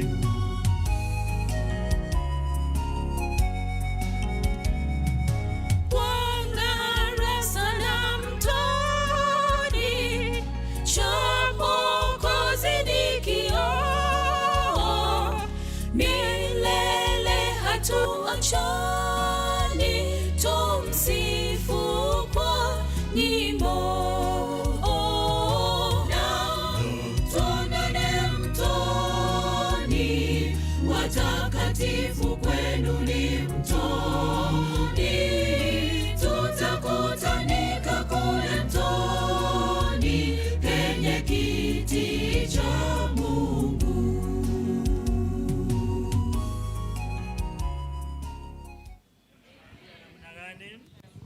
Na mtuanane wapi? Mtoni. Kisii Central, Milimani, Tangi. Sijaona kama mmesimama. Ndio hao Milimani, Tangi. Na tutafanya haraka, na nimesema kusema ya kwamba tunaposimama hapa mbele tunasonga, tuache nafasi au wengine watakuja kusimama mbele yenu mnapokuwa mnamaliza. Nauliza kwaya tusonge mbele. Kwaya ambayo imesimama tusonge mbele, tuache nafasi hapa mahali watu watasimama nyuma. Tuache nafasi. And then after Milimani, Tangi, Mwembe mtakuwa mnasimama, Nyamataro, Nyamokenye, Nyanchua. Finally kutumalizia ukumbi huo ni Nyankongo in the order. Si kama wamekuwa tayari tuwape nafasi. Kama wamekuwa tayari tuwape nafasi, na kama mnatumia vyombo tafadhali karibia kwa watu kwa PA system people ili waweze kututayarishia nyimbo hizo.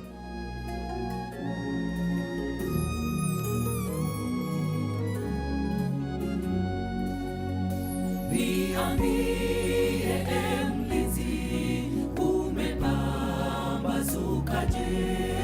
Utukufu wa Sayuni pana dalili zake. Msafiri uondoke, utazame mbinguni, kiunoni ujifunge, ni kucha alfajiri.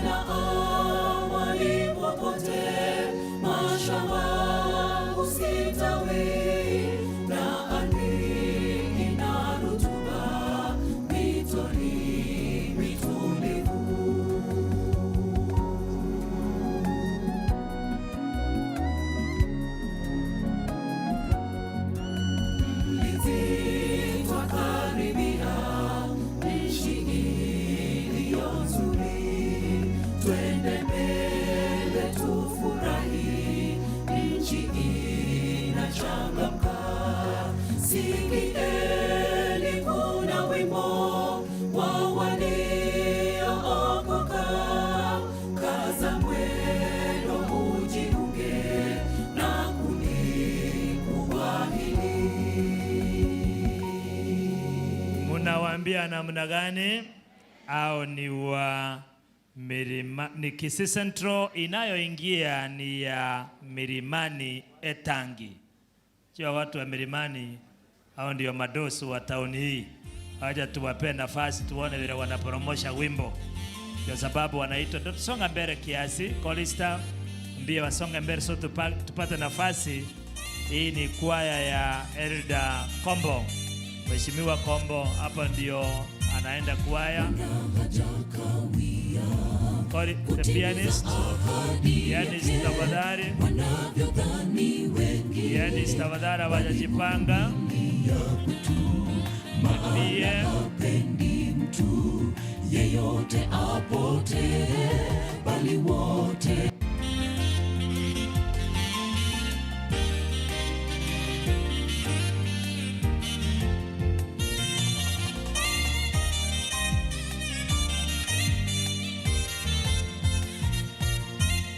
Bwana hajakawia kutimiza ahadi yake, wanavyodhani wengi, bali huvumilia kwetu.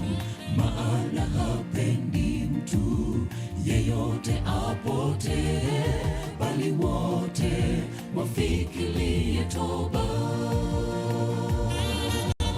Bwana hajakawia kutimiza ahadi yake, wanavyodhani wengi, bali huvumilia kwetu. Maana hapendi mtu yeyote apote, bali wote wafikirie toba. Yuwaja mfalme Mwokozi tuliyemsubiri, nalo jeshi kubwa la malaika. Furaha ajabu, ajabu tumekombolewa. Haleluya, na uje Bwana. Yuwaja mfalme Mwokozi tuliyemsubiri, nalo jeshi kubwa la malaika. Furaha ajabu, ajabu tumekombolewa. Haleluya, na uje Bwana.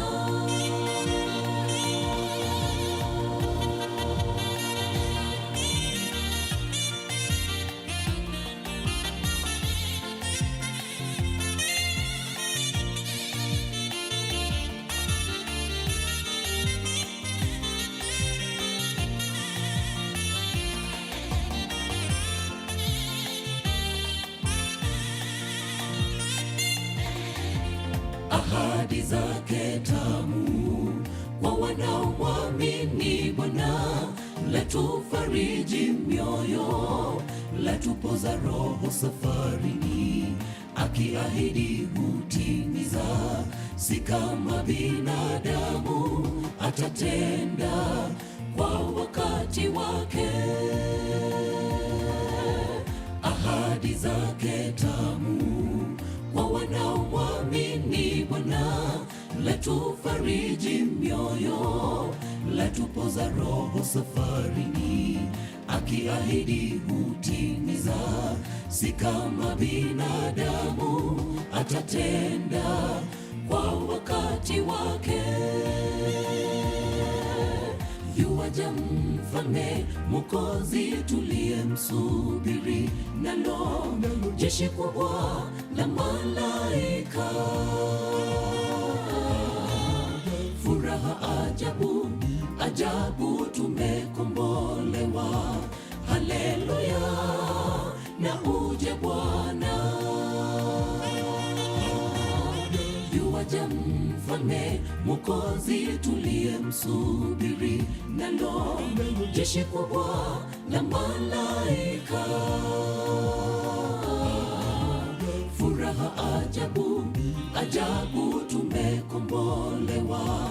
Haleluya, na uje Bwana. Yuaja mfalme Mwokozi tuliye wanaondoka Milimani Etangi. Wanaoingia sasa ni Mwembe, majirani hao. Ajabu tumekombolewa. In that particular chorus, na uje Bwana. Yuaja mfalme Mwokozi tuliyemsubiri, nalo jeshi kubwa la malaika. Furaha ajabu, ajabu tumekombolewa. Haleluya, na uje Bwana. tuwaweke mikono juu kuwasema asante. Thank you so much. Milimani Etangi kwaya ambayo iko kwa stage sasa ni Mwembe.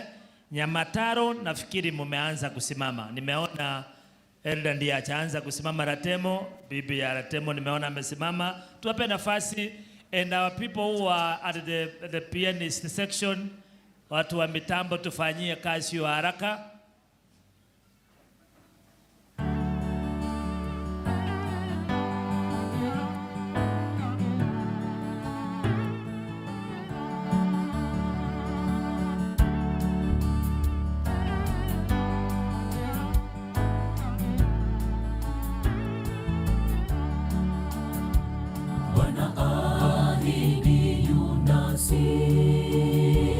Wakati wote yu miongoni mwetu, mkono wake si mfupi usioweza okoa, wala sikio lake si zito lisiloweza sikia.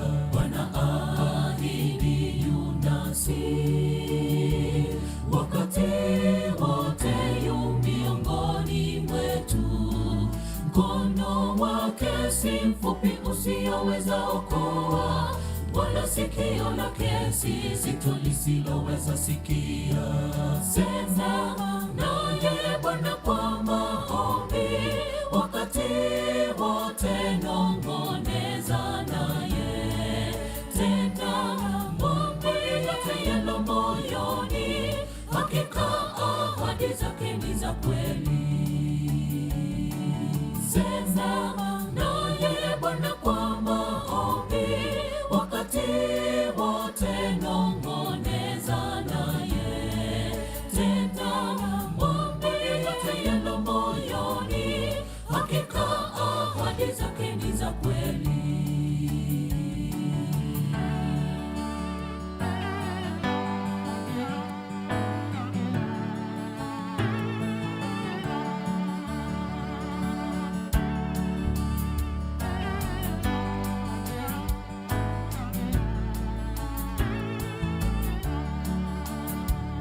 Asema Bwana tusihofu, kama alivyomwambia Yeshua tuwe jasiri, tumkabidhi yote kwani yeye ni muweza.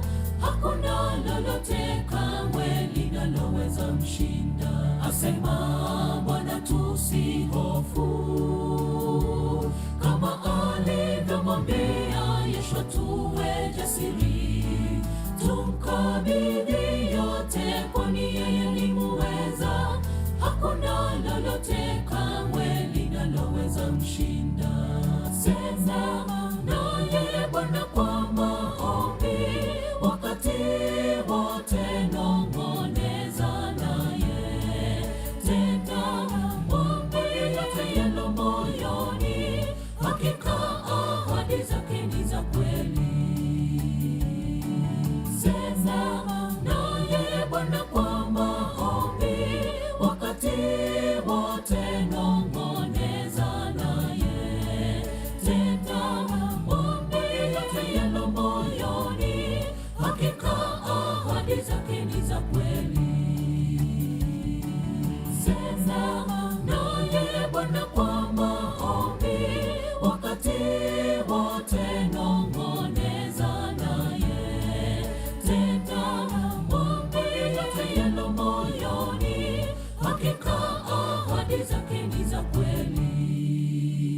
Munawaambia namna gani?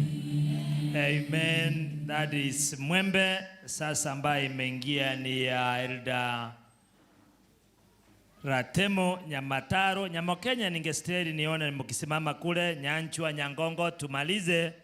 Nyanchwa Nyangongo ini kwaya. Wao nataka kutry ile ya akina Ombui Kemera. Hiyo ndio ndayo wanataka kutry ya Kemera, and that is what we are encouraging, and we will be saying hakuna kutumia vyombo next time. Nataka kusikia watu wakiimba wakiwa wanaimba live. Hiyo ni Nyamataro. Nyamokenya nimeona wamesimama. Nyanchua and then Nyangongo. We almost finishing. We want to ask that you be patient a bit. Give us around 50 minutes. We are done with those three choirs. Naona ripoti imetengenezwa na jioni tutapewa the honest opinion ya pastor. Anataka saizi. The honest opinion ya pastor itapeanwa saizi for the choir that have sung. Tutakuja kupeana hiyo ingine jioni. Tuwape nafasi.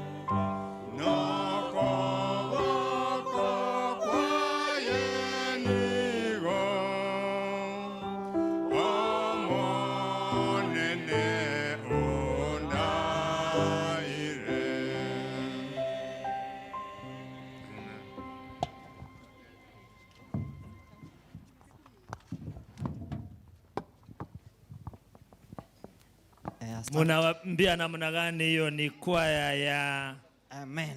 Ratemo ya Nyamataro maete no ana no amatachiri yale Nyamataro aba achiri bona na matachiri ya mageni. Tutasonga mbele Nyamokenye. Nyamokenye hata uniform unaweza kusema ya kwamba hawa watu sio wachache. Wacha tusikie sauti sasa.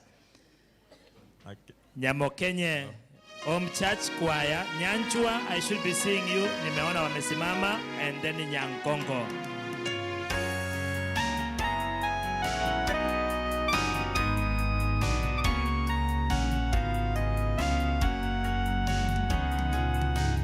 Mchungaji mpenzi, ukuita uje katika zizi lake panapo salama, akina wanawake waume vijana, Yesu aliye kweli huwaita kwake, huita kwa moyo wa huruma, uliyepotea uje kwangu, hivi kukungoja anadumu, Bwana Yesu mchunga wetu.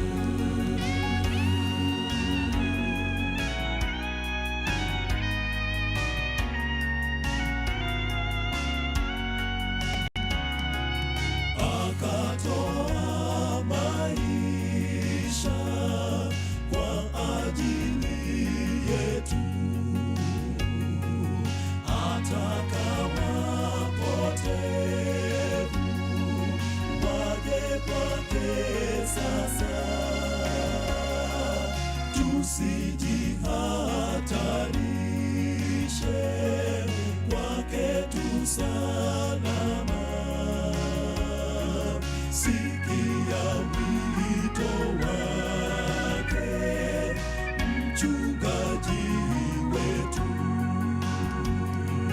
huita kwa moyo wa huruma, uliyepotea uje kwangu, hivi kukungoja anadumu, Bwana Yesu mchunga wetu.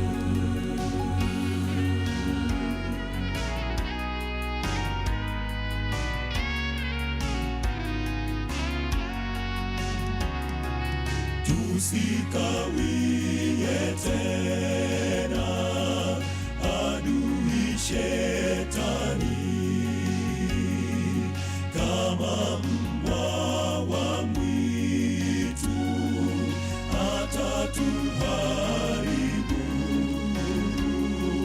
Tunaitwa na Yesu mkombozi wetu, tuingie zizini panapo nafasi, ita kwa huruma, njoo potea uje kwangu, hivi anadumu, Bwana Yesu mchunga wetu.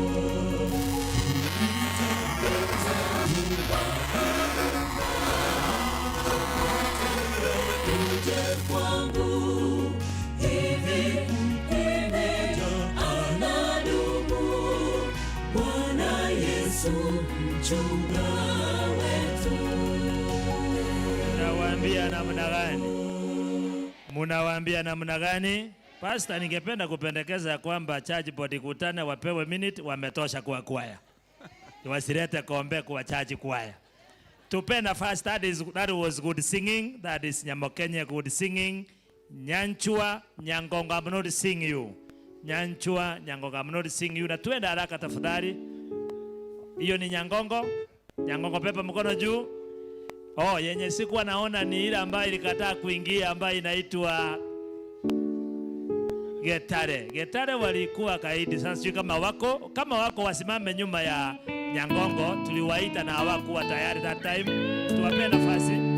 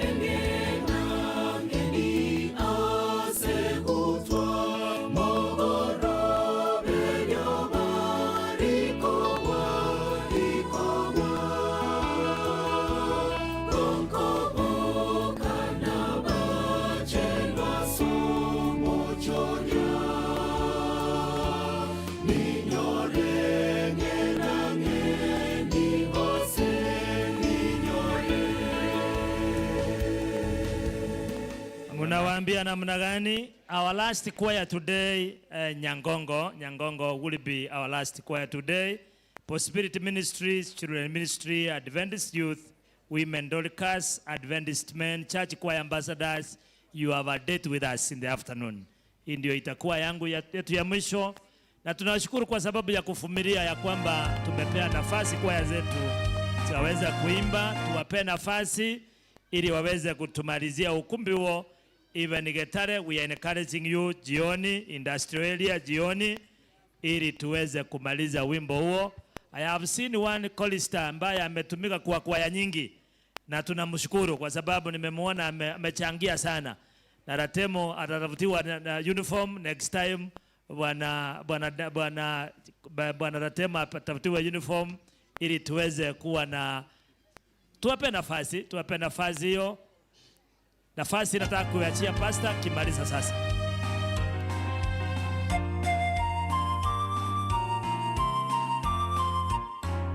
Sowing in the morning, sowing seeds of kindness, sowing in the noontide and the dewy eve, waiting for the harvest and the time of reaping.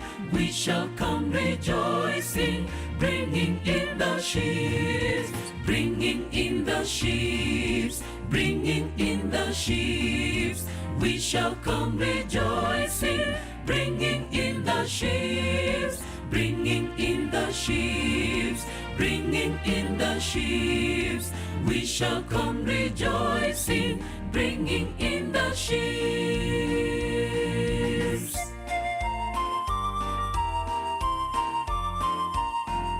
Sowing in the sunshine, sowing in the shadows, fearing may the clouds nor winter's chilling breeze. By and by the harvest and the labor ending, we shall come rejoicing, bringing in the sheaves, bringing in the sheaves, bringing in the sheaves.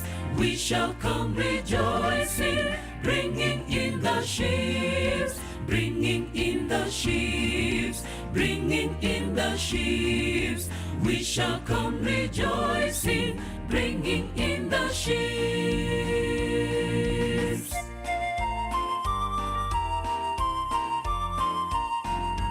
Going forth with weeping, sowing for the Master, though the loss sustain our spirit often grieves. When our weeping's over, He will bid us welcome.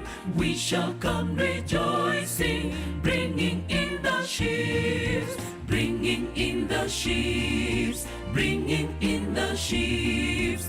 We shall come rejoicing, bringing in the sheaves, bringing in the sheaves, bringing in the sheaves.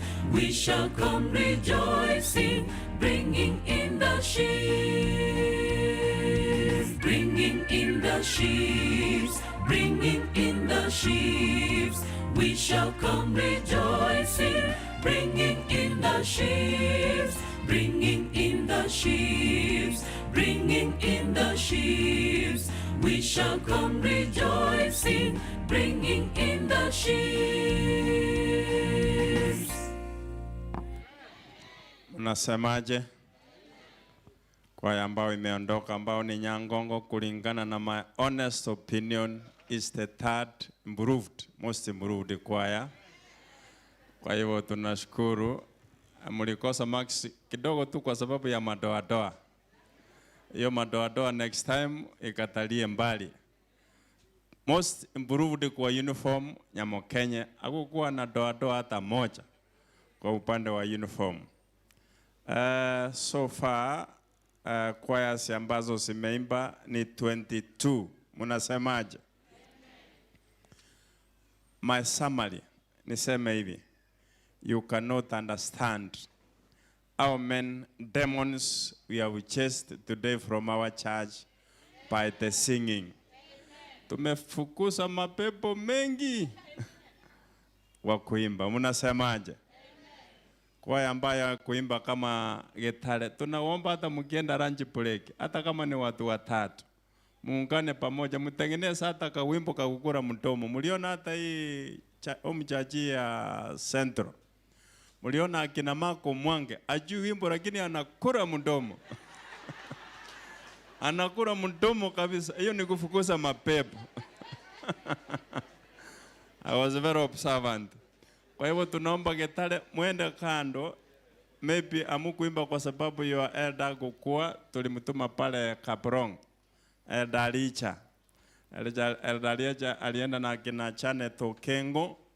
Walipeleka pesa ambao tulichanga rasi Sabbath ya 100,000. Mnasemaje? Pia huko ni kasi walienda. Lakini naomba mwende kando. Practice hata kama ni stanza moja. Kwa maana mkienda Gitare bila kuimba, hey, mapepo yatakuwa mengi. By the way, tulikuwa na pastors, kuna pastor alitoka Tanzania, Anania, uko wapi? Kuja tu tusalimu. Huyu pastor alitoka Tanzania, we did not even do introduction. Unajua ukiwa hii ni saa 8 na watu wanatulia tu, ni kwa sababu ya utamu wa nyimbo.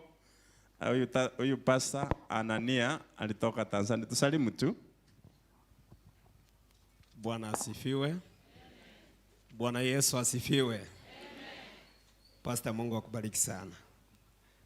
Nilikuwa najiuliza, how can you manage the all church choir to sing? So I learned something. Nitaenda kutumia kwetu. Asante. Mungu awabariki sana. Anatoka district ambayo inaitwa Magomeni, Tanzania.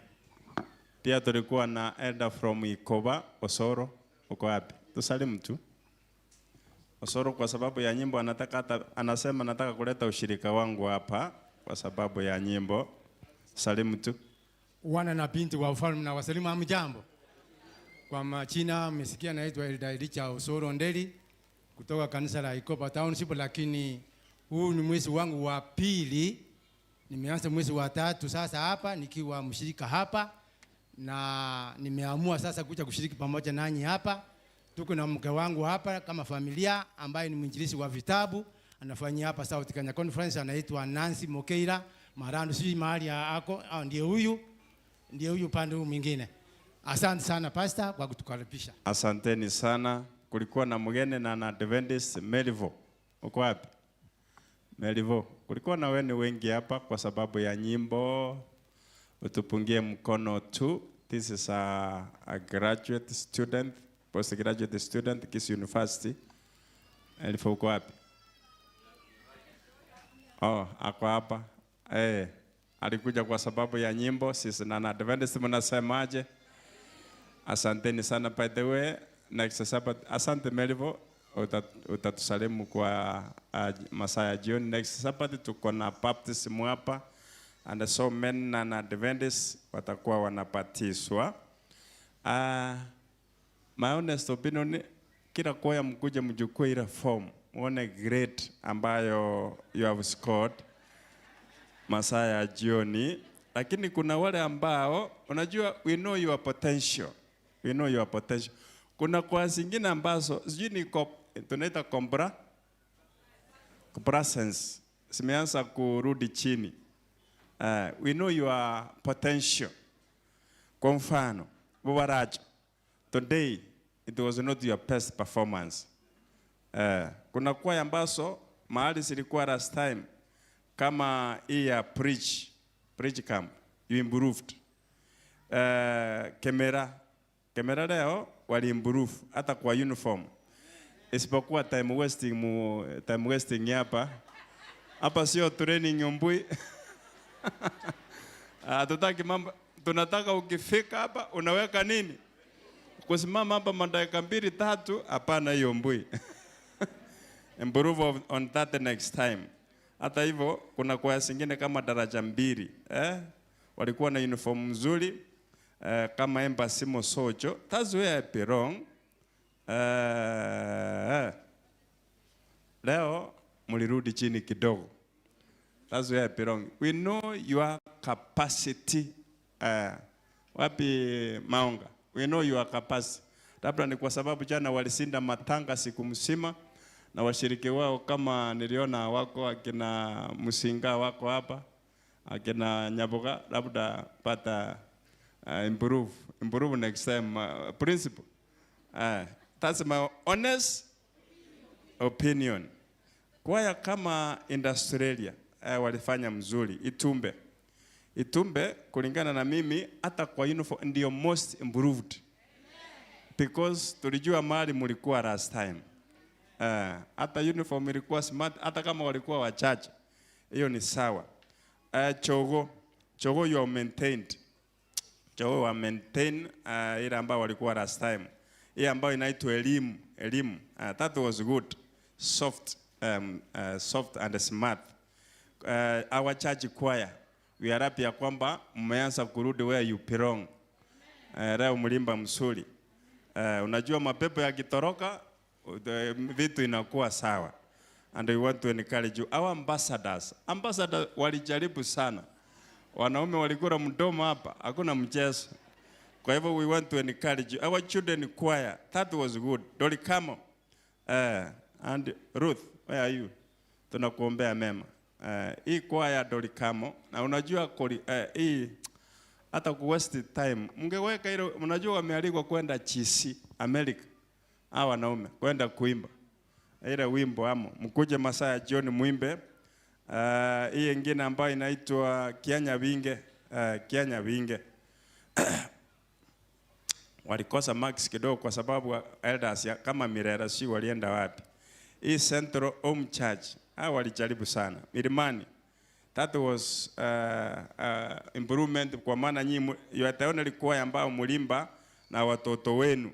Mwembe, we know your capacity. We know your capacity. Try to improve. Nyamataro. At least Ratemo kwa sababu ya originality leo ulijaribu sana. Next time sijui utaweka Oyondi ndani ndio improve zaidi. Alafu hii Nyamokenye kwa uniform leo ndio ilikuwa the best. Nyanchua, we know your capacity. Check it. Hiyo that was not your performance. Sijui watu wenu walienda wapi. Kwa hivyo ile choir ambayo imetuangusha leo, ambayo we know their capacity. Nyanjo mchurch.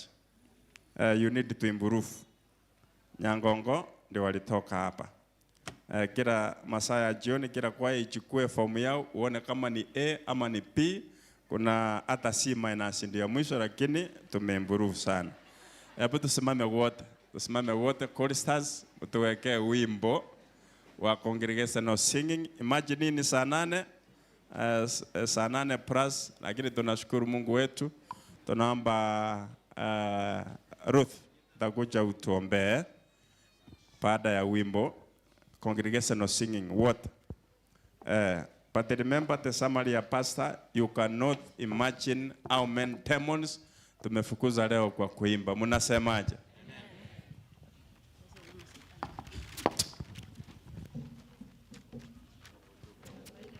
Number 125. 125 nyimbo za Kristo. The pianist uniangalia tuambia Yesu aliyetufia msalabani la uzima, hapa tutaipata hazina. Afternoon program ipo na choirs will be doing the singing. KCQ 750C umefungia watu, tafadhali kimbia attend to your car.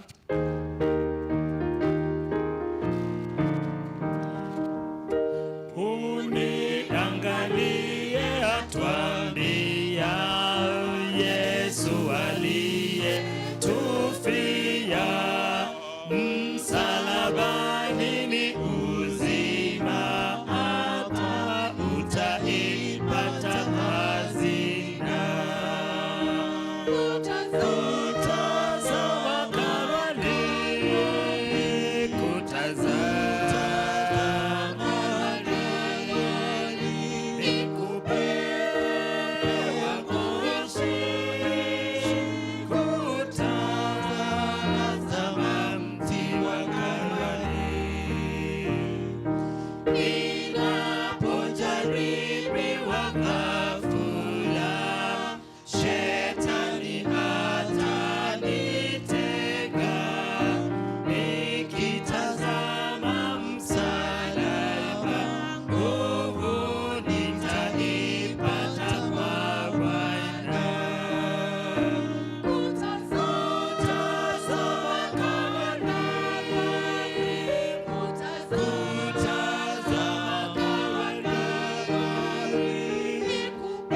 nikupewa kuishi, kutazama mti wa Kalvari.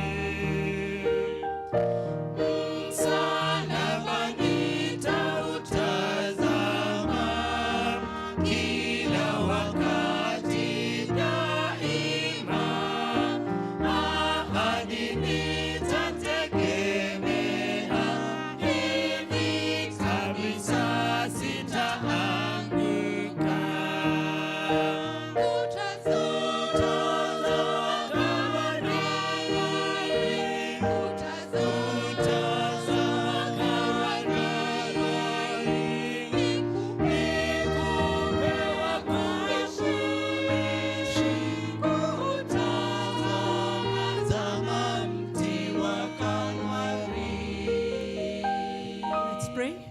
Mighty, mighty and everlasting Father, we are so grateful for the day. We are so grateful for the gift of music that has really encouraged us, strengthened us, even cleansed us, oh Lord. We want to pray that for each choir that was represented here, Lord, may you bless them together with their families. Keep them in unity and in harmony with the heavens, even that they minister for the honor and glory of your name. We want to thank you for the pastor and the eldership of this church. Thank you for such a spirit to organize the church in such a wonderful way. May glory and honor be unto thy name, even as you bless them and meet them at their points of need. We are dispersing from this place for our lunch. We pray that even as we go, may you bring us back, keep us in the spirit of the worship, and even bless us because the blessings of the Sabbath are here for us. We thank you and glorify your name, for we ask, believing and trusting in Jesus' name.